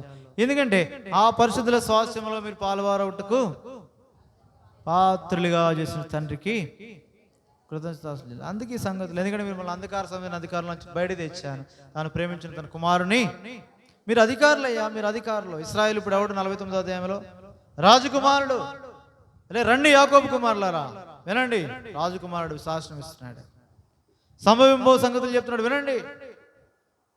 రూబేన్ నీ సంగతి ఇది, ఇలా అయిపోయావు నువ్వు. ఎవడు లేడు, ప్రవక్త లేడు, రాజు లేడు, న్యాయాధిపతి లేడు. రూబేన్ గోత్రంలో ఎవడన్నా ఉన్నాడు? ఇంకా నాకు తెలిసి ఎవడు లేడు. రూబేన్ గోత్రంలో నాకు తెలిసి ఎవడు, ఏ రాజు రాలేదు, ఏ ప్రవక్త రాలేదు, ఏ న్యాయాధిపతి రాలేదని నేను అనుకుంటున్నా. నాకు తెలిసిన సంగతులు ఎక్కడ కనబడలేదు. బహుశా ఉంటే ఉన్నారేమో నాకు తెలియదు. కానీ దేవుడిచ్చిన ఉన్నత స్థాయిలో, ఆ పాత నిబంధనలో ఆ స్థాయిలో ఎవడు లేడు. ఇంకా ఉండవలసిన వాడు రూబేన్. స్థాయి కోల్పోతే లేవీల్ని యాజకులు చేశాడు, యోధా గోత్రం వాళ్ళని రాజులు చేశాడు, యోసేపుకు రెట్టింపు ఘనత ఇచ్చాడు. స్ప్లిట్ చేయవలసి వచ్చింది మొత్తం. 3 కలిగి ఉన్నవాడు ఎవడు? కడిగి ఉండవలసిన వాడు రూబేనుకు ఉండాల. యాజకత్వం రూబేందే, రెట్టింపు భాగం రూబేందే, రాజరికం కూడా రూబేనుకు ఉండాలా. కోల్పోయాడు. నీకు నాకు అదే జ్ఞాపకం చేస్తున్నాడు. ఇది దేనికంటే మొదటి వారు అనేకులు, కడపటి వారు క్రీస్తులో వీళ్ళనాయకం చేశాడు. ఇప్పుడు ఇంకా మొదట కడపటి కాదు, క్రీస్తులో వీళ్ళనాయకం చేశాడు. ఎందరైతే వాక్యాన్ని అంగీకరిస్తారో, ఎందరైతే ఆత్మచేత నడిపించబడతారో వారికి క్రొత్త సృష్టి అందే. మనసు పెట్టండి, క్రొత్త సృష్టి అంటే యోహాను 3వ అధ్యాయం, ఒకడు కొత్తగా జన్మించాలి అంటే తర్వాత అంటాడు నీటి మూలముగాను అంతే. దీనికే పరలోక రాజ్యం చూడడం కానీ ప్రవేశించడం కానీ. ఒకడు క్రొత్త సృష్టి పొందుడి అందే కానీ, గలతీ పత్రిక 6వ అధ్యాయం 4వ వచనాల్లో, సున్నతి పొందుడి అందే ఏమీ లేదు, సున్నతి ఇట్టి నియమం, ఇది ఈ క్రమము చొప్పున దేవుని ఇశ్రాయేలు మీరు పిలువబడ్డారు. దేవుని ఇశ్రాయేలుగా చేశాడు. నేను ఉన్నాను, శ్రేష్టమైన అనుభవాలు ఇస్తున్నాడు. ఆయన వంతున్నాడు, నిత్య నిరీక్షణ ఇచ్చాడు, ఆనందకరమైన క్రైస్తవ జీవితాన్ని భూమి మీద ఇచ్చాడు. ఎక్కడ నేను దుఃఖపెట్టట్లేదు. నీవు రాజు అంటే అన్ని నీవే, నీవు ఇష్టపూర్వకంగా ప్రభు కొరకే వదిలిపెట్టి ఆయన వెంబడిస్తున్నావే తప్ప ఎందుకు ఈ భూలోకంలో నీవు రాజువే, అన్నిటినీ నీవు అనుభవించగలవు. వీటిని అనుభవించేదానికంటే క్రీస్తుని అనుభవించడం నీకు మేలు నుంచి సంతోషం నుంచి క్రీస్తుని అనుభవించడం కొరకు వాటిని వదిలిపెడుతున్నావు. అంటే నీవు ఆనందంగా ఉన్నావా, దుఃఖంగా ఉన్నావా? నా మాట అర్థం లేదా? నీవు రాజుగా ఉన్నావు. నీవు రాజు అంటే ఈ భూమి మీద ఉన్నవన్నీ నీవే, ఈ దేశంలో ఉన్నవన్నీ నీవే, ఈ ప్రపంచానికి రాజువి అన్నీ నీవే. ఏదైనా అనుభవించి నీవు సంతోషించవచ్చు, ఏదైనా తినవచ్చు, ఏదైనా త్రాగవచ్చు, ఏదైనా అనుభవించవచ్చు. అయితే నీకు క్రీస్తు అనే ఒక వ్యక్తిలో నీకు ఆనందం ఉంది. ఈ లేఖనంలో ఆ వ్యక్తిని గురించి సాక్ష్యం ఇస్తున్నాయి. ఆయన వలే జీవించడం ద్వారా నీకు ఆనందం ఉంటే ఈ ఆనందాన్ని నీ విడిచిపెట్టి క్రీస్తు కొరకు జీవించే నాకు మరి ఆనందం అని చెప్పి దీన్ని విడిచిపెడితే ఎలాగూ ఇష్టపూర్వకంగా ఆయనే విడిచిపెట్టమండు.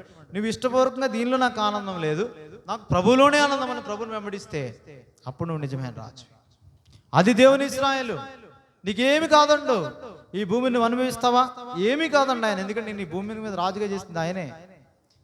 ఆదాములో ఏదైతే కొలిపేవారో దానికంటే మరి శ్రేష్టమైన ఆధిక్యత ప్రభువైన యేసుక్రీస్తు యొక్క పునరుద్ధానాన్ని బట్టి నీకు నాకు ఇచ్చాడు. ఆయన ఏది తక్కువ చేయడు. ఏం కావాలో విశ్వాసాన్ని బట్టి అన్ని ఇస్తాడు. క్రీస్తులో ఆయన నామ ప్రభావాన్ని బట్టి దయ్యాలు వెళ్ళగొట్టగలవు, నీ ఆయన నామాన్ని బట్టి వెళ్ళగొట్టగలవు, ప్రవచించగలవు, అద్భుతాలు చేయగలవు. నువ్వు ఈ భూమి మీద చూస్తావా? పరలోకంలో ప్రభుత్వం ఉంటే ఆనందం అనుకుని ప్రభు వలే ఈ భూమి మీద ఆనందిస్తావా? నీ ఇష్టం. అయితే నిజంగా యథార్థంగా ఆనందించు. ఏదో విడిచిపెట్టాను అనుకోవద్దు. నిజంగా ప్రభువులు ఆనందిస్తే యథార్థంగా క్రీస్తులోనే నాకు ఆనందం ఉంది, యథార్థంగా సంఘంలోనే నాకు ఆనందం ఉంది. నీకు యథార్థంగా అలా ఉండి ప్రభుని వెంబడిస్తే ఒక దినాన్ని ప్రభుత్వం ఉంటావు. సంతోషంగా ఇక్కడ సంతోషం, అక్కడ సంతోషం. పౌలు అంటాడు, నాకు ఇది అప్పగించబడింది, సువార్త ప్రకటించవలసిన భారం నా మీద ఉంది. దుఃఖంతో చేసిన ఈ పని నేను చేయవలసిందే. అయితే నేను సంతోషంగా చేస్తున్నాను, ఎందుకంటే నాకు పరలోకంలో ఏముంది? బహుమానం ఉంది. సంతోషంగా చేస్తున్నాను. దుఃఖంతో చేసిన ఇదే పని ఇచ్చాడు నాకు. నేను ఆనందించగలను ఈ లోకానికి, నాకు అవసరం లేదు. అది ఇష్టపూర్వకంగా క్రీస్తు కొరకు జీవించిన వాడు నీకు నాకు జ్ఞాపకం చేస్తున్నాడు. మోషే 2:33 అధ్యాయం. తర్వాత అందరినీ గురించి చెప్పాడు. సరే, అవన్నీ ఇప్పుడు తర్వాత ధ్యానించండి. తర్వాత 26వ వచనం. యెషూరును దేవుని పోలినవాడు ఎవడునూ లేడు. ఇంకా ఫైనల్ వర్డ్స్, లాస్ట్, ఇంకా చివరి మాటలు మోషే. అయిపోయింది 25వ వచనంతో అయిపోయింది. ఇంకా వాళ్ళందరి సంగతులు చెప్పాడు. యెషూరును, ఓ యాకోబు, లేదంటే దేవుని ప్రజలారా, రాజరికంలోనికి తీసుకుని రాబడి రాజులైన యాజక వంశంలో చేర్చబడిన దేవుని స్వాస్థ్యమైన వాళ్ళారా, మీతో చెప్తున్నాను, యెషూరును దేవుని పోలినవాడు ఎవడు లేడు. ఆయన నీకు సహాయం చేయడానికి ఎప్పుడైనా సిద్ధంగా ఉన్నాడు. ఆకాశవాహండే వస్తాడంటే అర్థం ఏంటంటే నీవు అడుగు వెంటనే వస్తాడు ఆయన. మీరందరూ కూడా ఆయన ప్రజలు సమీపంగా ఉన్నాడు, సమీపించి ఆలకిస్తున్నాడు మీ మాటలు. ఆయన మీ దేవుడు. మీరు తిరగండి. సొలొమోను చెప్పినప్పుడు అదే అంటాడు. ప్రార్థించిన తర్వాత ప్రభు, ఈ ప్రజలు తమ పాపం ఒప్పుకొని గోడతో నా వైపు తిరిగి నన్ను చేసి ప్రార్థన చేస్తే వెంటనే వారితో వస్తాను, వారి దేశాన్ని స్వస్థపరుస్తాను, వారికి అవసరమైన సంగతులు వారికి ఇస్తాను, వారి శత్రువుల నుంచి వారిని విడుదల ఇస్తాను. ఈ సంగతులను మాట్లాడతాడు అక్కడ. సొలొమోను దేవాలయాన్ని నిర్మించిన తర్వాత ప్రభు ప్రార్థన చేయగా ప్రభు ఆ మాటలు, ఈ ప్రజలు నా పేరు పెట్టుబడి నా జనులు అంటాడు. తమను తాము తగ్గించుకొని. సరే, దినవృత్తాంతాలు 2వ గ్రంథం 5వ అధ్యాయంలో 7వ అధ్యాయంలో ఉంటుంది ఆ మాట, 18వ వచనం. సరే, ఆ సంగతులు ఏమంటే వెంటనే వస్తాను, వెంటనే సహాయం చేస్తాను, వెంటనే స్వస్థపరుస్తాను, మీరు పశ్చాత్తపడ్డమే ఆలస్యం. అదే అక్కడ జ్ఞాపకం చేస్తున్నాడు. యెషూరును దేవుని పోలినవాడు ఎవడు లేడు. జ్ఞాపకం పెట్టుకో. ఎలాంటి పరిస్థితుల్లో ఉన్న ఆయన నీకు సహాయంగా ఉన్నాడు, రెడీగా సిద్ధంగా ఉన్నాడు. ఆకాశవాహనుడే వచ్చును, మహోన్నతుడే మేఘవాహనుడును, శాశ్వతుడైన దేవుడు నీకు అన్ని దేవతలు కాదు, ఈయన శాశ్వతుడైన దేవుడు నీకు నివాస స్థలం. నువ్వు ఎప్పటికైనా ఆయన దగ్గరికి వెళ్ళాల్సిందే, ఎప్పటికైనా ఆయనలో ఐక్యపరచబడవలసిందే, ఎప్పటికైనా ఆయనతో నీవు సదాకాలం ఉండాల్సిందే.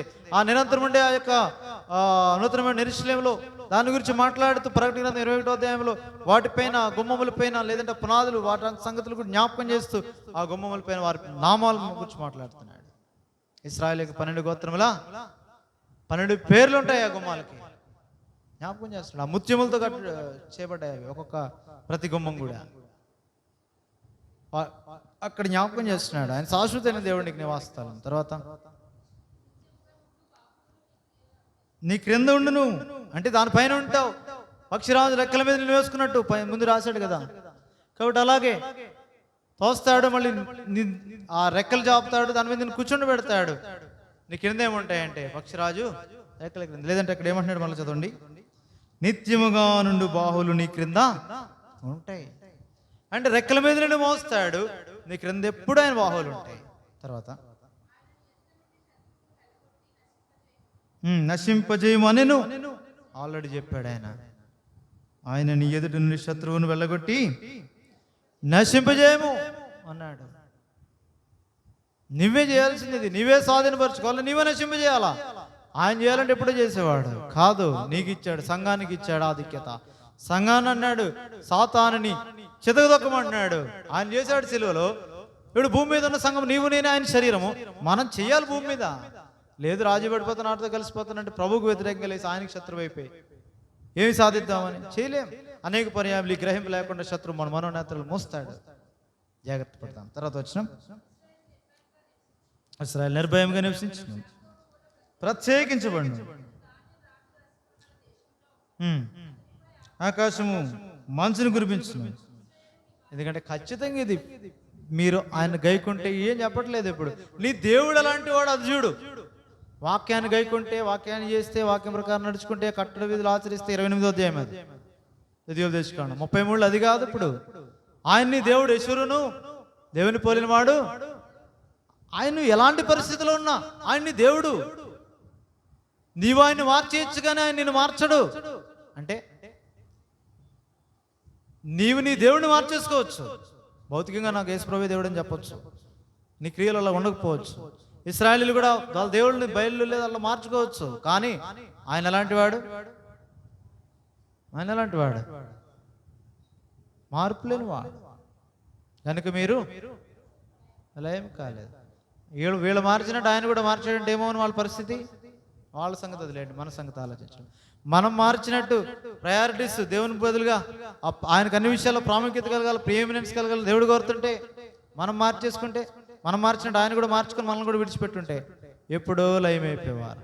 యెహోవానైన నేను మార్పు లేని వాడును గనుక యాకోబు సంతతి వారైన మీరు లయం కాలేదు. ఉంచాడు అలా.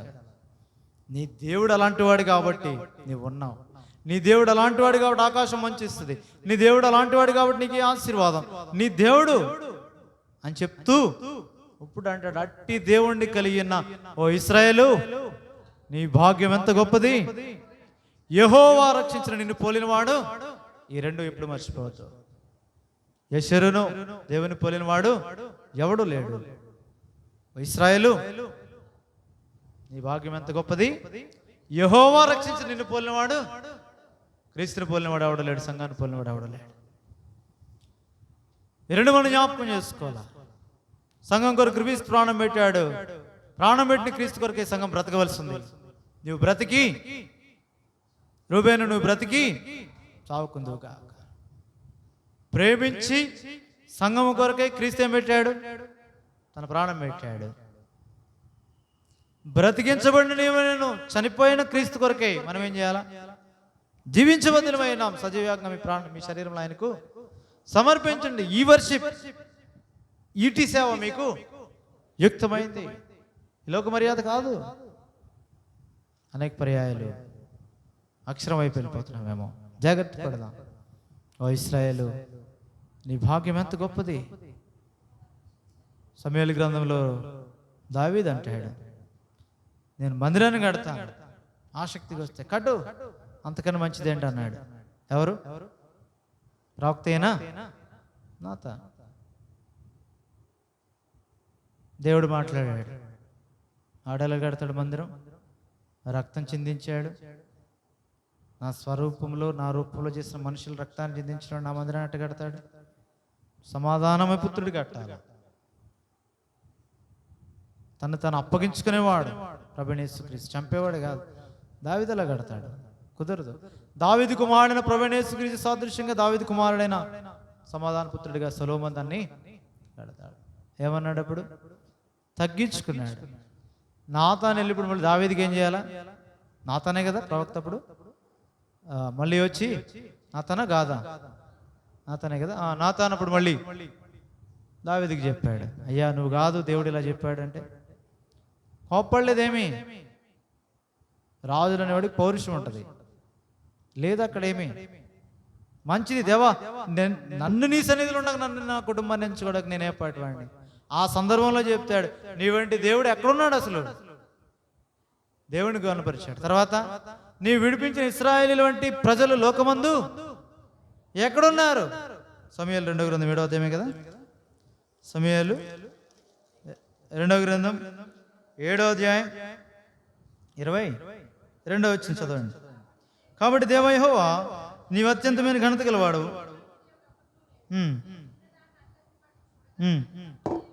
దేవుడు అవ్వలేడు.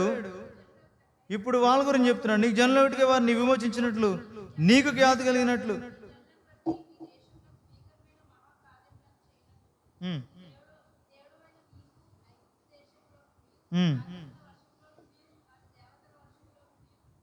నీ విమోచించిన ఇశ్రాయేలు అన్నట్టు నీ జనుల వంటి జనము లోకమందు లేడవుడు. దేవుని వంటి దేవుడు లేడు, దేవుడు ఏర్పరచుకున్న ప్రజలు వంటి ప్రజలు లేరు. ఇప్పుడు నీకు నాకు అదే ప్రభు జ్ఞాపకం చేస్తున్నాడు. అందుకే చివరిలోదే అంటాడు, ఓ ఇశ్రాయేలు నీ భాగ్యం ఎంత గొప్పది, యెహోవా రక్షించి నిన్ను పోలిన వాడెవడు, ఆయన నీకు సహాయకరమైన కేడము, నీకు ఔన్నత్యం కలిగించి ఖడ్గం. అంటే నేను నీ ఖడ్గముతో నీలో ఉన్న కాని సంగతులు తీసి పాడేస్తున్నాడంటే ఆ సజీవమైన లేదంటే సజీవమైన బలము గలది 2 అంచుల ఎటువంటి ఖడ్గం కంటే వాడి అని ఆ ఖడ్గం ద్వారా నేను శోధించి పరిశోధించి విభజించి తీసేస్తున్నాడు. అంటే దేని కొరకు, నీకు ఏం కలిగించి ఖడ్గం, ఔన్నత్యం కలిగించడానికి, నీకు ఘనత కలిగించడానికి, మహిమకరంగా నీ వాని రాజ్యంలో నిన్ను నిలవబెట్టడానికి, నిర్దోషిగా మహిమగల సంఘంగా పరిశుద్ధమైందిగా ఆయన తన ఎదుటి దాన్ని నిలవబెట్టే సంఘంలో నిన్ను ఉంచడానికి ఆయన ఖడ్గంగా ఉన్నాడు. ఆయన నీకు ఔన్నత్యం కలిగించు ఖడ్గము, అదే ఖడ్గము నీ శత్రువులు అనగదొరికే ఖడ్గం. అది వాళ్ళ ఒకళ్ళు వేషం వేస్తారేమో, అయితే వారి వేషాన్ని బట్టి కాదు, నీవు వారి ఉన్నత స్థలాన్ని దొరుకుతావు. ఇట్టి గొప్ప ఆధిక్యత, శత్రుపేన విజయాన్ని, సాతాను చితకదొక్కే విజయాన్ని ఇవాళ వేషం వేస్తారు. అదే ఒక పౌలు అంటాడు 11వ అధ్యాయం చదవసలే కొరింథీ 2వ పత్రికలో, సాతాను తానే వెలుగుతుంది, వాని పరిచారకులు నీతి పరిచారకులా వేషం వేసుకున్నారు. అయితే వాళ్ళనిగా చూసేది ఇప్పుడు ఉన్నత స్థలాన్ని డైరెక్ట్, ఇంకా అపవాదినే ఏం చేస్తాం మనం, చితక దొరుకుతాం. క్రీస్తుల్లో అంటే ఆధిక్యత గల ప్రజలు ఇన్ని ఉంచాడు. అప్పుడు ఎంత మొత్తం బ్యాక్గ్రౌండ్ స్టార్టింగ్ నుంచి 2వ రాకడ వరకు అన్నీ చెప్పాడు. దేనిలో, ఈ ఒక్క అధ్యాయంలో. చనిపోకముందు చెప్పింది మా మోషే కాదు, దేవుడు చెప్పాడు, చదివాడు అంతే. అంటే అర్థమయ్యేదాని కొరకే, అలా ఏమి లిటరల్గా ఆయన రాయలేదు. మనస్సు, ప్రభు మనస్సుతో అట్లా దేవుడు ఏం చెప్పాడు, యాకోబు అట్లా చెప్పాడు. ఇప్పుడు ఈ రాజైన మోషే ఏం చెప్పాడు, అదే రాజునికి శాసనం అయిపోయింది వారికి. దీని ఆ విషయమై ఆ రాజుల రాజు, ప్రభులకు ప్రభు, నీ కొరికి నా కొరికి యూదుల రాజుకి భూమి మీదకి వచ్చాడు, ఒక మాదిరికరమైన జీవితం జీవించాడు, వాక్యంలో ఆత్మర నీకు నాకు చూపించి ఆ రాజు వలే నీవు నేను మార్పు చెందితే ఆ నిత్య రాజత్వం రాజరికం చేసే ఆ పరలోకానికి ఆయనతో పాటు సింహాసనం మీద కూర్చుండే ఆధిక్యత నీకు నాకు ఇవ్వగా, ఈ భూమి మీద తాత్కాలికమైన పూట కూటి కొరకే మన సంగతులు ఎలాగున్నాయి పరీక్ష చేసుకుందాం, సరి చేసుకుందాం, ప్రభువులో ఉన్నట్టు తీర్మానం చేసుకుందాం. అలాగుండుట ద్వారా ఆ నిత్యత్వాన్ని స్వాధీనం చేసుకోవటకే ప్రభు మనకు సహాయం చేయనుగా ప్రార్థన చేస్తాం. తండ్రి మరొకసారి వందనాలు, నీ కృపను బట్టి మరొక పర్యాయం మోషే చనిపోక ముందు పలికిన మాటలు దీవించి ఆశీర్వదించి వారు ఆరోహణలు అయిపోవడం మేము చూస్తున్నాం. ఆశీర్వదించి కొండెక్కారు, ఎక్కిపోయారు. నీ కొండ మీదకి ఎక్కి ఆశీర్వదించి ఆరోహణ అయిపోయావు. శ్రేష్టమైన అనుభవాలు మాకు జ్ఞాపకం చేస్తున్నావు. ఈ భూమి మీద ఉండగా మాకు ఇవి నీ స్వల్ప జీవితం. రూబేను, యోధా, లేవి, యోసేపు, బెన్యామీను వారి వారి గోత్రాల ప్రకారం ఎట్లా దీవించబడ్డారు. మాకు కూడా మా ఆశీర్వాదం, మా దీవెన మాకు వాక్యంలో నుండి వ్యక్తిగతంగా అయితే మనలో ప్రతి వానికి నీ క్రీస్తు అనుగ్రహించి వరం యొక్క ప్రమాణం చెప్పిన కృప ఇవ్వబడిన రాసించావు. ఏది మాకు అప్పగించావో దాన్ని కలిగిన దాన్ని గట్టిగా పట్టుకొని చేయటకు మాకు ఇచ్చిన పని భూమి మీద సంపూర్తిగా చేసి నేను మహిమపరిచి నీతో ఉండటకే కృపనివ్వండి. ఇక్కడ వచ్చి నీ ప్రజలను వారి కుటుంబాలను ఆశీర్వదించండి.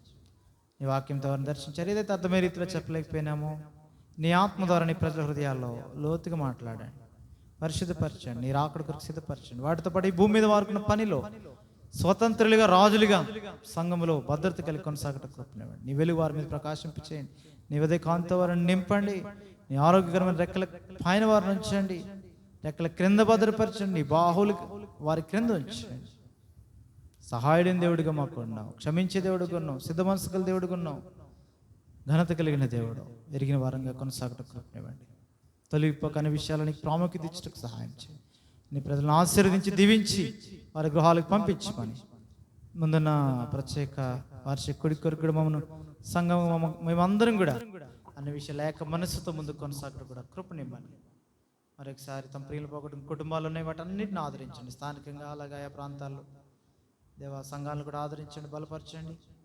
ఈ మహిమ కొరకే మోషే ఉన్న లేకపోయినా యోషువ ఉన్నాడు, యోషువ ఉన్న లేకపోయినా తర్వాత ఎవరో ఒకళ్ళు ఉంటారు. అయితే నిత్యము నిలిచే దేవుని వాక్యాన్ని ఆనుకుని ఆ వాక్యమే మా స్వాస్థ్యమని గుర్తు తిరిగి ఆత్మచేత నడిపించబడ్డ ద్వారా కలవరుల నుండి తప్పించబడి శత్రువుని జయించటకే నీ ప్రజలందరికీ కృపనిమ్మని మరొకసారి మేము దేవ రేపటి బాధ్యతల్లో ఎల్లుండి వార్షిక కొడుకు కొరకు మేము సిద్ధపరచండి. ఇంక విస్తారమైన శనివారం మళ్ళా కొడుకులు ఉన్నాయి, మేము వెళ్ళవలసింది, పరిచయలో సహాయం చేయండి. ఆదివారం ఉంది, సోమవారం మంగళవారం పలుమూరులో దేవా యూత్ మీటింగ్స్లో కూడా దేవా పరిచయం చేయవలసి ఉంది, సహాయం చేయండి, ఆత్మ నడిపింపివ్వండి.